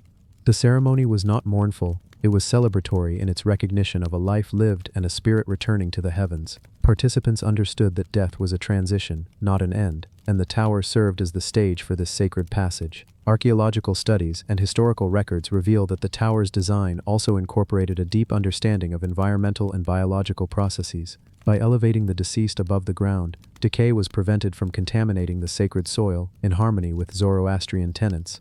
Birds of prey, primarily vultures, played a central role, consuming the flesh in a natural, hygienic manner, while leaving the bones to bleach in the sun. This symbiotic practice, both practical and spiritual, represents an elegant solution to mortality's inevitability, a marriage of ritual and environmental stewardship. Legends surrounding the tower abound. Some speak of kings who lingered as spirits near the tower after their physical forms were placed upon its terraces, their presence felt in gusts of wind or shifting sands. Others recount encounters with pilgrims who claim to hear faint, melodic whispers or see fleeting figures dancing atop the terraces, as if the spirits themselves continued to oversee the living world. Such tales, passed orally through generations, have amplified the tower's aura of mystery and reverence, embedding it deeply within the cultural imagination. The tower's symbolic significance extends beyond the physical and the spiritual. It represents the human quest to reconcile mortality with dignity, to create a space where life and death intersect harmoniously. Its circular terraces echo the cycles of time, the perpetual motion of existence, and the inevitability of return. Each stone, worn smooth by centuries, carries the weight of countless lives and the devotion of communities committed to honoring their ancestors in the most sacred of ways. For modern observers, the tower evokes both fascination and contemplation. Its stark design, devoid of excessive ornamentation, contrasts with the elaborate tombs and mausoleums of other civilizations. Yet, in its simplicity lies profound sophistication, an architectural statement that blends form, function, and spiritual purpose. Historians and architects alike marvel at the ingenuity of its builders, who achieved harmony between earthly materials and divine intention, ensuring that the tower's influence would endure across centuries. Cultural anthropologists who study Zoroastrian practices highlight the tower's role in reinforcing social cohesion. The ceremonies conducted upon its terraces were communal experiences, drawing together family, clan, and tribal members. Participation in these rites not only honored the deceased, but reaffirmed social bonds, teaching successive generations the values of respect, humility, and devotion. The tower, therefore, is as much a social anchor as it is a spiritual one, embodying the interconnectedness of community and the sacred. In its isolated setting, the tower stands resilient against the forces of nature. Windswept and sun-baked, it has withstood earthquakes, storms, and the passage of countless years. Its endurance mirrors the beliefs it represents, a philosophy that life and death are interwoven, and that honoring this cycle ensures balance and harmony. Travelers who have ascended its terraces describe a sensation of awe and humility, a quiet reminder of humanity's place within the vast cosmos. The tower also challenges contemporary notions of death and legacy. In an age of material accumulation, the practice of exposure rather than burial or entombment seems radical, even shocking. Yet for those who built and maintained the tower, it was an expression of reverence, a means of aligning human existence with cosmic order. It teaches that the essence of life lies not in possession or permanence, but in the recognition of impermanence, the understanding that the spirit is free to continue beyond the body. Legends speak of exceptional kings whose spirits were said to linger near the tower, guiding their successors and ensuring the continuity of wisdom and justice. Tales of the tower's guardians emphasize their rigorous training in spiritual discipline, essential for maintaining the sanctity of the site. They performed rituals not only for the deceased but for the living, invoking protection, fertility, and prosperity. The tower thus functioned as a nexus, connecting generations through sacred practice, a tangible reminder of the bonds that tie the temporal and eternal. The tower's influence extended beyond its immediate surroundings. Travelers along trade routes, emissaries from distant lands, and scholars have long marveled at the structure's ingenuity and symbolic potency. Its reputation, shrouded in both awe and superstition, spread across Persia and beyond, contributing to the mythic landscape of the region. Some chroniclers noted the solemnity of the rituals, remarking on the meticulous attention to cosmic alignment and spiritual propriety, which set the tower apart as a unique convergence of architecture, religion, and societal order. Archaeological explorations in the area have revealed remnants of ceremonial artifacts offering bowls, engraved stones, and ritual implements that suggest complex patterns of devotion, layered meaning, and ongoing interaction between the living and the dead.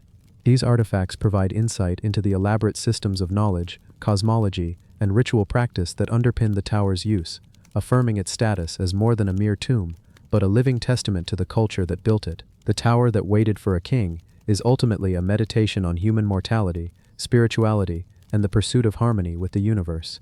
It is a place where the lines between life and death blur, where architecture becomes ritual, and where the reverence for ancestors shapes not only the past but the present and future. Its terraces, once filled with the bodies of kings and nobles, now stand empty, yet the echoes of ceremony, devotion, and sacred intent linger, a whisper across the centuries that continues to inspire awe, contemplation, and respect.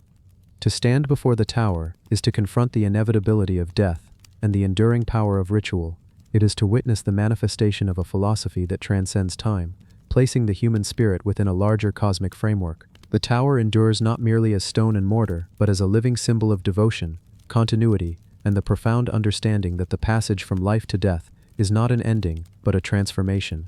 And so the tower waits, silently yet expectantly, its terraces open to the sky, its stones etched with devotion, its presence a timeless guardian over those who once ruled, and those who continue to honor their legacy. The Tower of Silence, the tower that waited for a king, remains a monument not only to past kings, but to the enduring human desire to connect with eternity, to reconcile life and death, and to find meaning in the cycles that govern all existence. The arrow that pointed nowhere. The arrow that pointed nowhere. A simple yet enigmatic artifact, rests in the arid plains of ancient Scythia, the lands that stretch across modern Ukraine, where the horizon seems endless, and the wind carries whispers of forgotten battles. At first glance, it appears unremarkable, an arrowhead forged from bronze, slightly corroded with age, its edges worn smooth by centuries of exposure. Yet for those who study its form, its history, and the curious legends surrounding it, this arrow is anything but ordinary. Unlike ordinary Scythian weaponry, designed for the deadly precision of mounted archers and the unrelenting raids across the steppe, this particular arrow bears marks of meticulous craftsmanship, yet seems never to have been used. Scholars who have examined it note an odd asymmetry in its design. The tip curves subtly to one side, almost as if deliberately rejecting a straightforward path. The shaft, reconstructed from surviving fragments, is unusually long and unnervingly balanced, hinting that whoever created it may have intended something far beyond mere warfare. Local legends, whispered among historians and wandering herders alike, speak of an arrow that never found its target. They say that the arrow was meant as a message, not a weapon, a vessel to carry a thought, a prayer, or a warning across distances. The Scythians, fierce and nomadic, held certain mystical beliefs about symbols and omens. Objects like this arrow were thought to act as intermediaries between the mortal world and the realm of spirits that roam the steppe at dawn and dusk. The idea that an arrow could point nowhere is both literal and figurative, representing the uncertainty of life on these open plains, where directions shifted with the seasons and allegiances changed with the wind. Archaeologists first unearthed fragments of this arrow in a burial mound near the Dnieper River, part of a larger kurgan that had been disturbed centuries earlier by looters seeking treasure. Inside the mound, alongside the arrowhead, lay remnants of leather quivers, ceremonial horse tack, and the scattered bones of riders who had once roamed the steppes.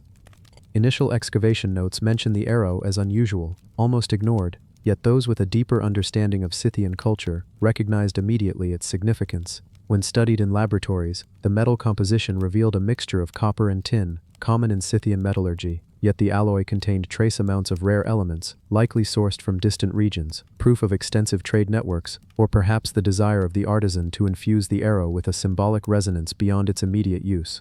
Some suggest these elements may have been intended to reflect sunlight in a particular way at dawn, casting beams or shadows that could have been part of ceremonial practices. Legends surrounding the arrow that pointed nowhere grew over time. Folklore tells of a warrior who lost his way on the steppes and in desperation launched this very arrow into the morning mist. It is said that the arrow never fell, never landed, and was seen as a sign from the spirits that his path would remain uncertain. Travelers, even centuries later, would place small offerings near where the arrow had been found, hoping for guidance in their journeys or protection against enemies.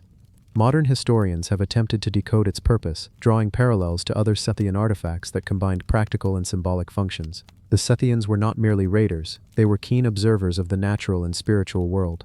Many weapons, jewelry, and ritual objects doubled as tools for divination, storytelling, or maintaining cosmic balance. The peculiar design of this arrow aligns with these practices, suggesting it may have been part of a ritual or ceremonial event rather than a tool of war. Even its physical trajectory invites speculation. A hunter examining the arrow might notice that, if fired, its tip could veer unpredictably due to its subtle curvature. Some theorists propose that this irregularity was intentional, meant to ensure that no single path was predetermined, an embodiment of fate's uncertainty. Others, more mystical in interpretation, imagine the arrow as a symbol of human intention released into the world, carrying desire and hope, but never bound to land exactly where the maker imagined. The burial context provides further clues. Buried alongside the arrow were items associated with guidance: a small carved horse, a bronze mirror, and fragments of painted textiles, possibly depicting celestial motifs. These items suggest that the arrow was not an isolated artifact but part of a larger ritual ensemble, designed to honor ancestors, spirits, or even the stars themselves. It is easy to envision the Scythian ritual, the dawn mists curling over the steppe, a figure kneeling in solemnity, offering the arrow to the unseen forces that governed life and death, hoping for favor, protection, or foresight. Some modern enthusiasts have attempted to replicate the arrow, forging bronze with similar compositions and constructing replicas to test its aerodynamics. Interestingly, when fired, these replicas did not travel far in straight lines. They wavered, sometimes veering unpredictably, as if embodying the original intent. an arrow designed not to strike a target, but to symbolize the unknown and the unknowable. This has reinforced the idea that its power lay not in its martial effectiveness, but in its metaphysical significance. Collectors and museums have debated its display. Exhibiting the arrow that pointed nowhere in glass cases may risk stripping it of its mystique, yet it provides scholars and the public alike with a tangible connection to Scythian ritualistic life. Some propose immersive exhibitions that contextualize the arrow within a recreated steppe landscape, complete with ambient sounds of wind and distant hooves, allowing observers to feel the arrow's intended environment. The arrow's enduring fascination lies in its paradoxical nature. It is an object designed to exist in between worlds, neither weapon nor mere ornament, neither fully understood nor entirely mysterious. It embodies the human yearning to communicate with forces beyond comprehension and the eternal tension between action and consequence. Scholars continue to publish papers, theorists continue to speculate, and enthusiasts continue to visit the site where it was unearthed, hoping to sense the subtle presence of history's whispers. In the broader scope of Scythian culture, the arrow that pointed nowhere also reveals the complexity of nomadic societies, often stereotyped as simple raiders. Their artistry, metallurgy, and spiritual practices suggest a sophisticated engagement with the cosmos, mortality, and destiny. Each object, from ornate horse trappings to ritual arrows, served as both functional and symbolic tools, bridging human experience with cosmic patterns observed over centuries. Visitors to the museum today can see the arrow alongside explanatory panels detailing its discovery, the metallurgy used, and the legends surrounding it. Some are struck by its simplicity, others by the deep complexity of what might never be fully understood. It provokes reflection on human intent, the unknown, and the ways in which material culture carries meaning across millennia. Even as research continues, the arrow that pointed nowhere retains a sense of wonder. It reminds us that artifacts are not only remnants of the past, they are vessels for imagination, connection, and mystery. Each glance at its curved bronze tip, each thought about its uncertain flight, invites us to ponder the line between purpose and chance, between human ambition and cosmic design. Scholars debate its origins, craftsmen admire its skill, and storytellers weave tales of its magic. In every narrative, it serves as a symbol that some objects are not bound by logic or expected outcomes, that some messages are meant to drift, never landing where we anticipate, and that the unknown is as integral to history as the recorded victories and defeats of men and nations. Even today, children in nearby villages are told stories of the arrow that could not find its target, a tale carried in the oral tradition, passed down like a whispered secret from one generation to the next. Its legend lives in the imagination as much as in the metal itself, showing that human culture values meaning as much as function. The arrow that pointed nowhere, simple yet profound, bronze yet imbued with centuries of story, remains one of the most evocative artifacts of the Scythian era. Its journey from the steppe to the modern world reminds us that history is never truly fixed. Objects carry more than physical weight. They bear the weight of dreams, beliefs, and mysteries that transcend time. For anyone who gazes upon it, the arrow challenges perception. What is lost, what is intended, what is understood, and what forever eludes comprehension. It teaches patience, humility, and reverence for the unknown. And in this way, it endures, pointing not toward a target, but into the infinite possibilities of history, memory, and imagination. The cup that fed the gods. The cup that fed the gods, a kylix from ancient Greece, lies preserved in a quiet, climate-controlled room of a museum, yet its story stretches far beyond these walls, into the marble temples and bustling agora of a civilization that prized beauty, ritual, and divine connection above all. At first glance, the kylix appears deceptively simple, a shallow, broad drinking cup with an elegantly curved base, two horizontal handles, and carefully painted scenes along its inner and outer surfaces. Yet, to those who study its form, the artifact embodies a synthesis of art, spirituality, and daily life that offers a window into the mysteries of ancient Hellenic belief. This particular kylix is believed to have been crafted in Athens during the height of the classical period, roughly between the 5th and 4th centuries BCE, an era of unparalleled artistic achievement. Its clay body, fired to a warm terracotta hue, supports black figure and red figure decorations that depict mythological scenes, celebrations, and sometimes subtle allegories for human experience and divine interaction. The delicate curves of its handles suggest not just functionality, but also an aesthetic choice, a reminder that in Greek society, even utilitarian objects were opportunities for beauty and expression. The cup is often called the one that fed the gods, because of its symbolic function in ritual drinking and libation practices. During symposiums, gatherings where men of the polis would recline on couches and discuss philosophy, politics, and art, kylixes were central to the ceremony. Wine, the lifeblood of Dionysian festivities, would be poured into the cup, and sometimes offered as a libation to the gods, a gesture acknowledging divine presence in human celebration. In some temples, similar cups were left as votive offerings, small but significant, honoring deities such as Dionysus, Athena, or Apollo. What makes this particular kylix remarkable is the imagery depicted along its surface. A procession of figures encircles the cup's inner bowl, each painted with painstaking precision, their gestures and expressions frozen in eternal narrative. The central figure, thought to be Dionysus himself, is depicted with a wreath of ivy upon his head, a gentle smile playing on his lips as he raises a smaller cup in a gesture of offering. Surrounding him are satyrs, nymphs and human participants, caught in mid-motion, as though dancing to music that the viewer cannot hear. The outer rim features a repeating pattern of vines and grapes, reinforcing the connection between wine, fertility, and divine favor. Archaeologists discovered the kylix in a burial site near Athens, among a collection of other grave goods including bronze mirrors, ceramic figurines, and smaller drinking vessels. Its placement within a tomb suggests that it had not merely functional or ceremonial purposes, but also spiritual significance, serving as a link between the living and the divine, the mortal and the immortal. Scholars theorize that in the context of the burial, the cup represented a symbolic offering to ensure the deceased's continued favor with the gods, or perhaps even a vessel through which the soul could continue to participate in sacred feasts beyond death. The craftsmanship of the cup is extraordinary. Potters and painters of ancient Greece were known for their meticulous attention to detail, and this kylix is no exception. Each line is deliberate, each figure proportionally precise, suggesting hours of careful labor. Even the subtle shading and curvature of muscles, the careful rendering of garments flowing in mid-motion, and the expression in each eye indicate the artisan's mastery over form and story. The clay itself, sourced from local deposits, was refined to remove impurities, fired multiple times to achieve the desired color contrasts, and treated with slip to produce the distinct black figure and red figure effects that have allowed it to survive millennia. The cup's function extended beyond mere ritual. In symposia, it was also a tool of social interaction and hierarchy. Participants would drink, converse, and engage in games of wit and poetry, with the kylix serving as a focal point for these interactions. Its imagery would inspire conversation, reflection, and even instruction, reminding the drinkers of the myths and morals embedded within Greek culture.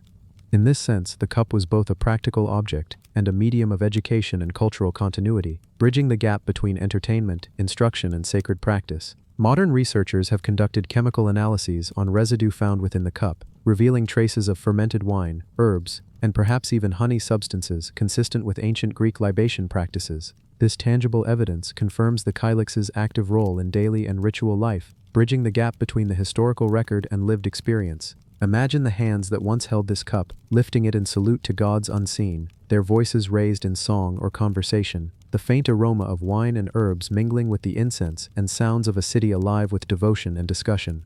The symbolism of the kylix extends further into the philosophy of ancient Greece. Drinking, in the context of symposiums, was seen as a path to understanding. Through conversation, storytelling, and reflection, participants sought clarity, moral insight, and connection to the divine. The cup that fed the gods, therefore, is not merely an object, it is a vehicle for cultural and spiritual transmission. It embodies the values of intellectual curiosity, reverence for the divine, and the integration of art into the fabric of everyday life. In museums today, this kylix captivates visitors with its duality of simplicity and complexity. Its shallow bowl and elegant handles invite touch and visual engagement, while the intricate painted scenes reward careful observation and interpretation. For children, it is a doorway into myth and imagination. For scholars, a source of endless inquiry into technique, symbolism, and societal values. The cup stands as a testament to the enduring legacy of Greek artisans, who understood that even the smallest vessel could carry the weight of culture, ritual, and spiritual aspiration. The story of this kylix also underscores the transient yet eternal nature of human endeavor. The cup has survived centuries of political upheaval, wars, and natural decay, yet it remains vibrant, its imagery intact, its form eloquent. It reminds us that material culture, while fragile, has the capacity to transcend time, offering insight, wonder, and a tangible link to the past.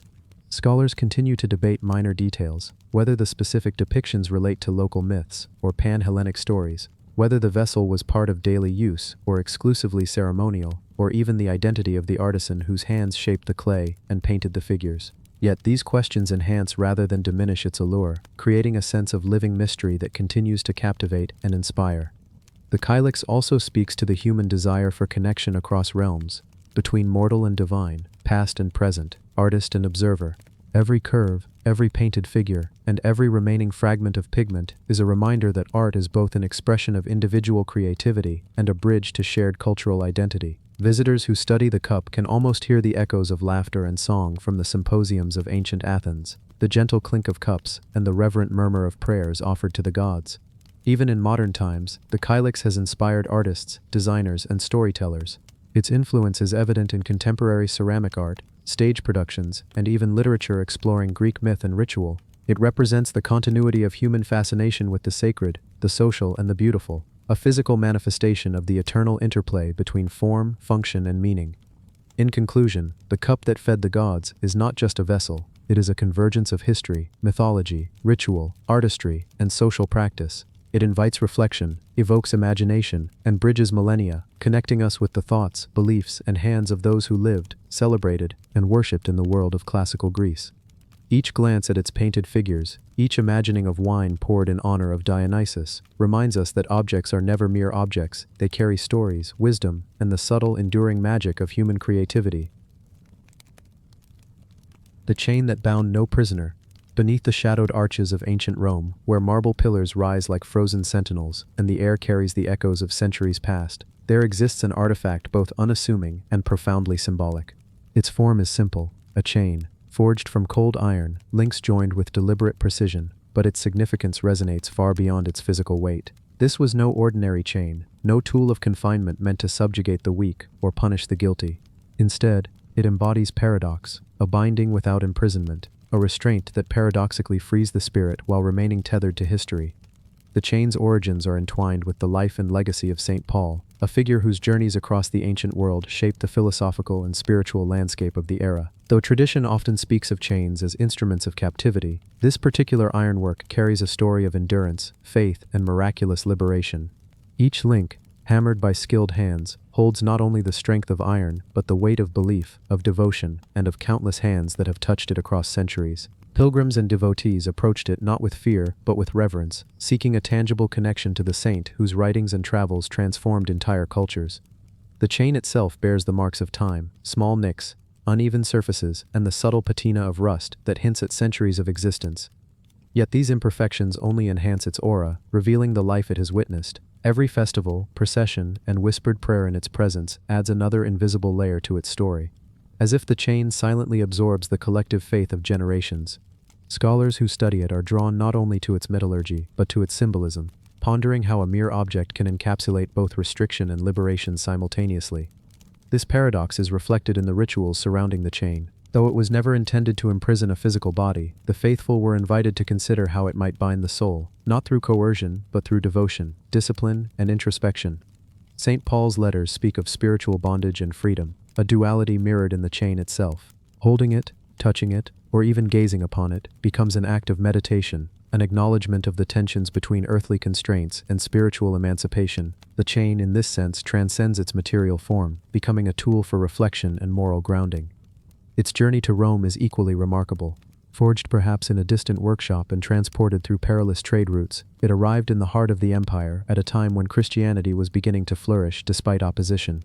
To see it today is to glimpse the intersections of politics, religion, and human perseverance. Empires rose and fell around it, wars raged, and yet the chain remained, silent but enduring, a witness to the resilience of faith across time. The craftsmanship of the chain deserves closer attention. Each link is uniform yet handcrafted, revealing the skill of artisans whose identities are long lost to history. The iron was heated, shaped, and joined with precision, ensuring both durability and flexibility. A chain capable of enduring centuries of touch, movement, and devotion. While its appearance is utilitarian, the subtle artistry in its curves and angles reflects a deeper intention, a desire to create an object worthy of reverence rather than mere function. To stand before the chain is to confront a palpable tension between history and legend. Stories abound of miracles, of chains that miraculously did not hold their saint captive, and of pilgrims who experienced inexplicable comfort in its presence. The chain thus serves as a bridge between tangible reality and the intangible mysteries of belief. Those who encounter it often describe a sense of calm, a quiet power that transcends the mere physicality of iron. It teaches that bonds need not confine, that restraint can coexist with liberation, and that an object, however simple, can carry the weight of profound spiritual truth. The chain's influence extends beyond religious devotion. It has inspired scholars, artists, and historians alike, each interpreting its significance through their lens. In paintings, it is sometimes depicted as a symbol of faith's endurance. In literature, it represents the paradox of restraint and freedom. Even modern observers, removed from the rituals and context of its origin, find themselves captivated by its silent authority. It challenges perceptions of power, authority, and control, offering instead a meditation on resilience, continuity, and the enduring human spirit. Over the centuries, the chain has been housed carefully, protected from the elements yet always accessible to those seeking understanding.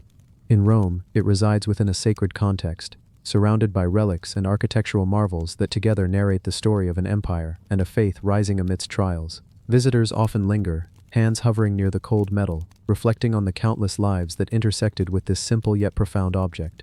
They sense not imprisonment, but connection, a link to history and humanity, to belief and the enduring mysteries of devotion.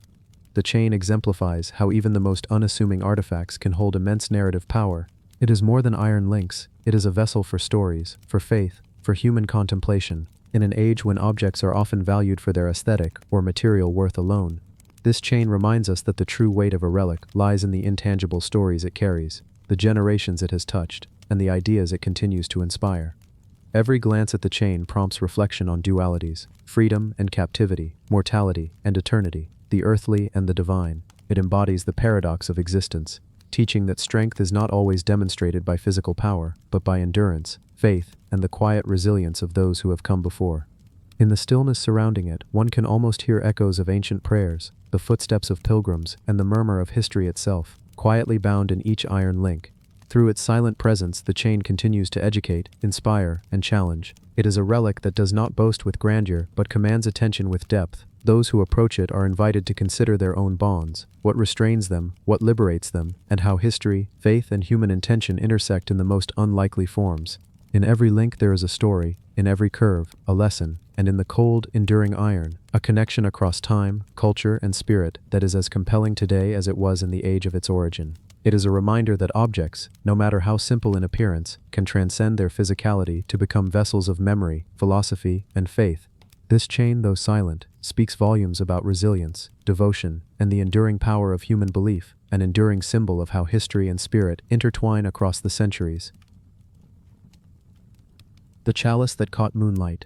In the quiet hills surrounding Glastonbury, where mist lingers over verdant meadows and the air seems heavy with stories whispered across centuries, there exists a chalice unlike any other. It is a vessel that has caught the gaze of countless pilgrims, scholars, and seekers, not for its wealth or grandeur, but for the ethereal way it seems to capture and hold the light of the moon itself. Crafted from silver, its surface bears the gentle patina of age, a soft glow that shifts subtly with the movement of the air and the passing of the sun. Yet it is under the quiet illumination of night that the chalice comes alive. To witness it bathed in moonlight is to glimpse the intersection of craftsmanship, history, and something almost inexplicably magical, a synergy that defies the ordinary understanding of objects and time. The chalice's origins are shrouded in both legend and fragments of historical record. Some scholars assert it was forged in the hands of medieval silversmiths whose skills were unsurpassed, their artistry meticulous, leaving no mark of haste, only deliberate intention. Each curve, each rim, and the delicate engraving along its base bear witness to a mastery that sought to capture not just the shape of a vessel but the essence of light itself. Others trace it to Glastonbury Abbey, an epicenter of faith and myth, where monks and pilgrims would gather in search of divine encounters and sacred knowledge. Whether it was created for ritual, devotion, or as a testament to the mystical reputation of the abbey, the chalice has always carried with it a sense of the extraordinary. Legends speak of nights when the chalice, placed beneath an open window, would catch the moon's reflection and refract it in a dance of silver luminescence across the stone floors of the abbey.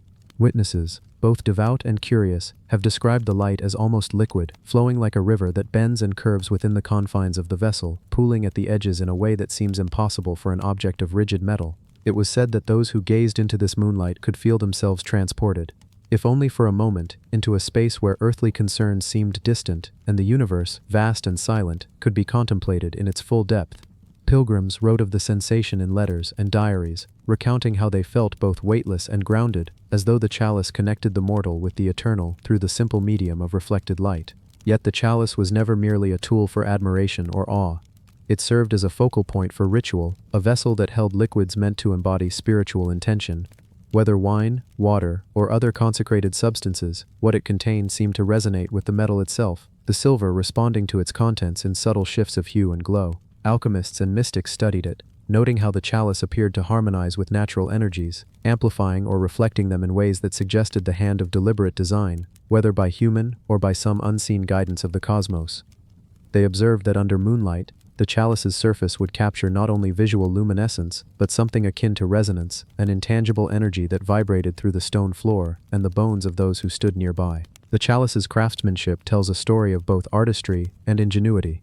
Forged in a single piece of silver, it bears delicate etchings around its rim, patterns that evoke both celestial bodies and natural forms, crescent moons, flowing water, and intertwining vines.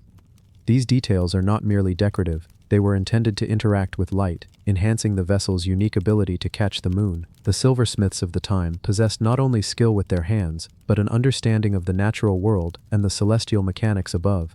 They engineered a piece that could function as a bridge between earth and sky, between the tangible and the transcendent, ensuring that even centuries later, it would retain its mysterious allure. Throughout history, the chalice has inspired both devotion and controversy. During times of political and religious upheaval, it was hidden, transported secretly, or protected behind layers of stone and wood, as though aware of its own significance. Stories tell of monks carrying it through darkened corridors, shielding it from invaders or opportunistic thieves who had glimpsed its moonlit shimmer and wished to claim its power. Even as it changed hands or was placed in protective vaults, the chalice retained its unique quality, the ability to hold moonlight, to capture something intangible, yet profoundly affecting. It became, in a sense, a symbol of resilience, continuity, and the persistence of wonder in a world that often seems to diminish the extraordinary.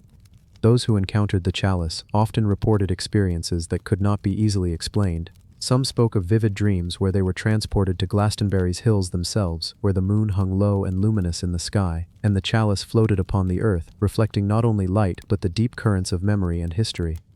Others recounted sensations of warmth and coolness simultaneously, of energy moving in rhythms that seemed to correspond with the phases of the moon or the movement of stars overhead. Scholars and skeptics alike have attempted to rationalize these accounts, proposing the effects of polished silver, ambient light, and human perception. Yet the consensus across centuries is that this chalice retains a quality that eludes scientific explanation, a bridge between observation and experience, fact and wonder. In addition to its visual and spiritual significance, the chalice has played a role in cultural symbolism. It has been referenced in texts as an object of divine favor, a repository of sacred energy, and a focus of ritual ceremonies that sought to align human action with the cosmos.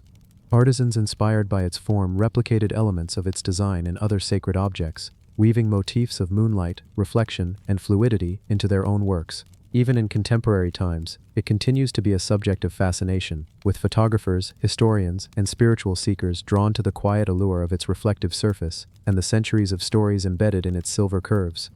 The chalice also serves as a reminder of the interplay between natural and human forces.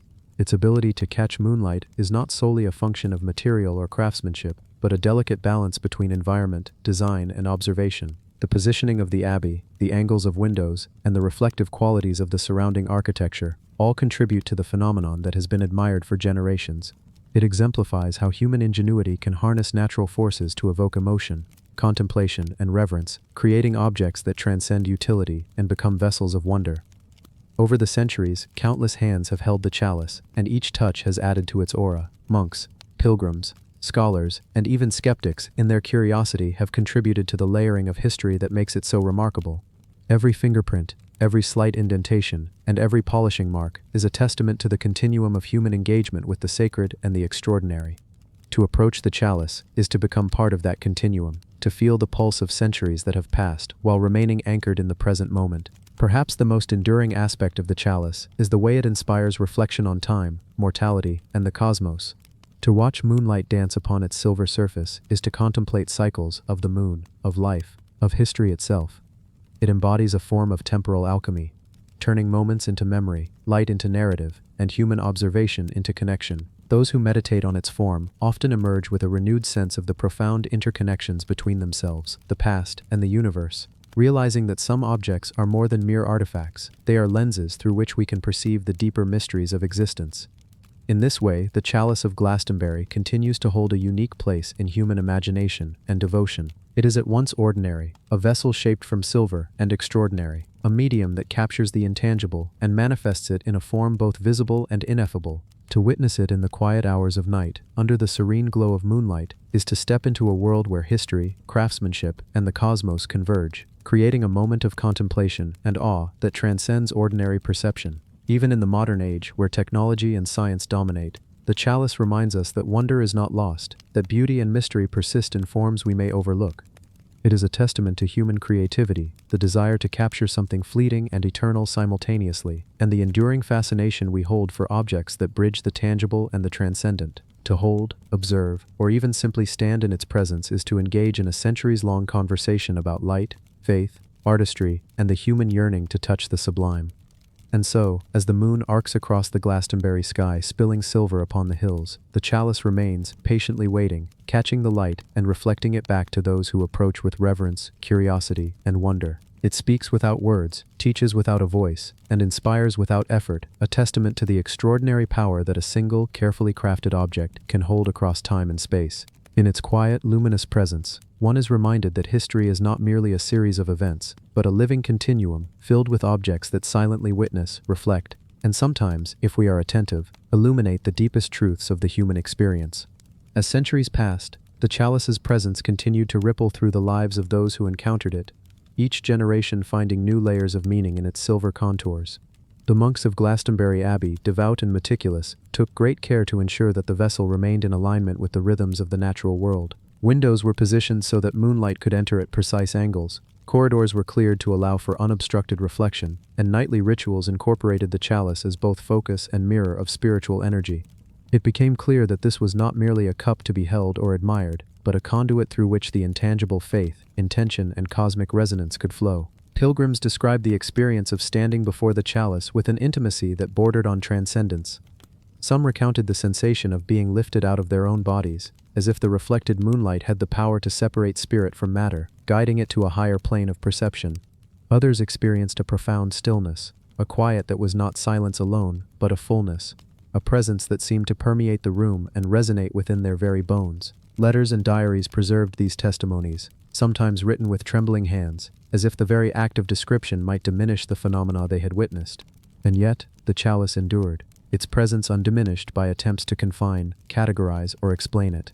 Artists and craftsmen in the surrounding regions took inspiration from the chalice, attempting to capture its essence in tapestries, metalwork, and manuscripts. Some sought to replicate the way it interacted with light, experimenting with silver, glass, and crystal, hoping to evoke a fraction of the vessel's mystical glow. Others studied its symbolic significance, noting how its reflection seemed to draw attention to the cyclical nature of time, the interplay between darkness and illumination, and the subtle ways in which human intention could shape perception. The chalice became more than an object. It was a concept, a nexus, where artistry, spirituality, and natural law converged. Even outside the abbey, in the broader cultural imagination, the chalice assumed a legendary status.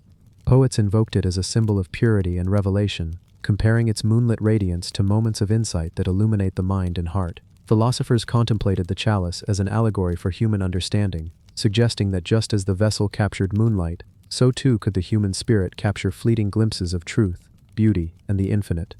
Scholars debated its origins and composition, examining the metallurgical qualities of the silver, the precision of the etchings, and the architectural positioning of the abbey itself. All agreed, however, that some element of the chalice defied ordinary analysis, a subtle force that remained at the edge of comprehension.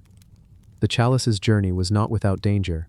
During times of turmoil, it was removed from the abbey under cover of darkness, transported across rolling hills and forested paths to ensure its safety. Stories tell of monks navigating treacherous terrain, carrying the vessel with reverence and fear, knowing that the slightest misstep could shatter both its physical form and the intangible aura that surrounded it. At times it was hidden within secret chambers, enclosed in boxes of oak and lined with soft cloth, only to be retrieved decades or centuries later by caretakers attuned to its rhythms. Despite these efforts to protect it, the chalice's aura remained potent, untouched by concealment or distance, as if it retained an inherent connection to the moon and the world above, indifferent to the vicissitudes of human history. As centuries turned, the chalice also became a point of intersection for science and mysticism. Early astronomers noted that the angle at which moonlight struck the chalice varied with the lunar cycle, producing subtle shifts in intensity and coloration. Alchemists speculated that the silver itself might act as a conductor of celestial energies, capturing the essence of moonlight and storing it within the metal. Even modern researchers, employing the tools of spectroscopy and advanced imaging, have marveled at its reflective qualities, noting the precision with which the chalice interacts with both light and shadow. Though technology offers explanations for the physical phenomena, it does little to diminish the enchantment of the experience, for the chalice operates simultaneously as artifact, artwork, and vessel of wonder. Pilgrims and travelers in more recent centuries continued to report encounters that bordered on the surreal. Some describe the chalice as seeming to respond to emotional or spiritual states, brightening when approached with reverence, or casting deeper, shadowed reflections when met with doubt or indifference.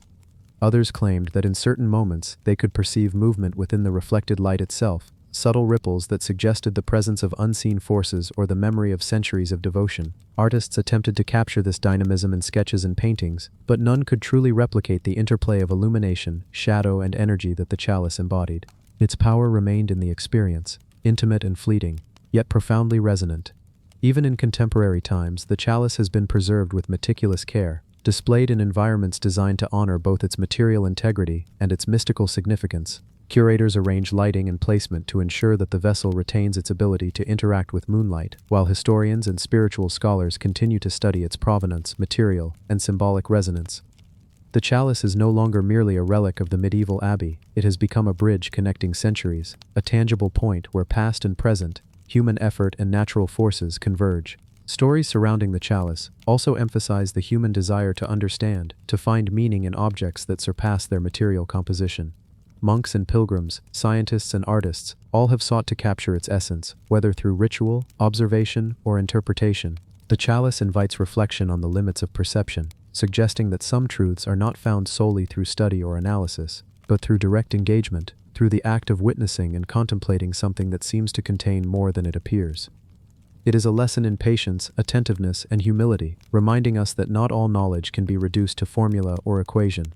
Some must be experienced. Legends also recount that those who spend time in contemplation of the chalice often undergo subtle transformation. Individuals report heightened awareness, a deepening of intuition, and moments of insight that feel as though they were transmitted directly through the reflected moonlight. It is said that the chalice does not simply hold light, it amplifies attention, intention, and perception, creating a space where human consciousness may touch the extraordinary. These accounts have been passed down in manuscripts, diaries, and oral histories, forming a tapestry of experience that is as much a part of the chalice's legacy as the silver from which it is formed. Throughout its existence, the chalice has inspired countless interpretations. Some see it as a representation of the cyclical nature of time, others as a vessel of divine grace, while still others view it as a symbol of human aspiration, the attempt to capture beauty, meaning, and truth in a tangible form. Yet, all interpretations converge on a single recognition. This is an object that transcends its physicality, a silver vessel that carries within it the capacity to evoke wonder, contemplation, and reverence. Its story is not only about craftsmanship or ritual, but about the enduring human impulse to reach beyond the ordinary and encounter something extraordinary. And so, beneath the soft glow of moonlight, the chalice continues its silent vigil. It rests, unassuming yet profound, within the hills of Glastonbury, a beacon of history, artistry, and mystery. Those who approach it are drawn into a continuum of experience, linking the present with centuries of devotion, observation, and awe. The chalice teaches that even in the most ordinary of materials, silver, shaped by human hands, there lies the potential for the extraordinary, a reminder that the world is filled with objects that, if approached with care and attention, can illuminate not only the past but the very fabric of human imagination. Every glance, every reflection, every whispered story adds to its legacy, ensuring that the chalice will remain, as it always has, a vessel of wonder, a keeper of moonlight, and a mirror reflecting the eternal dance of light and human curiosity. In its presence, one realizes that history is not merely a record of events, but a living continuum of perception, interaction, and discovery, where objects such as this chalice serve as conduits between the temporal and the eternal. And thus, the silver vessel of Glastonbury continues to shine, silently teaching, inspiring, and reflecting the luminous mysteries of the world. Thank you for exploring these incredible relics with us. If you enjoyed this journey through history's mysteries, subscribe to our channel, hit like, and share your thoughts in the comments. We'd love to know where you're watching from and the time it is there. Until next time, Keep uncovering the secrets of the past.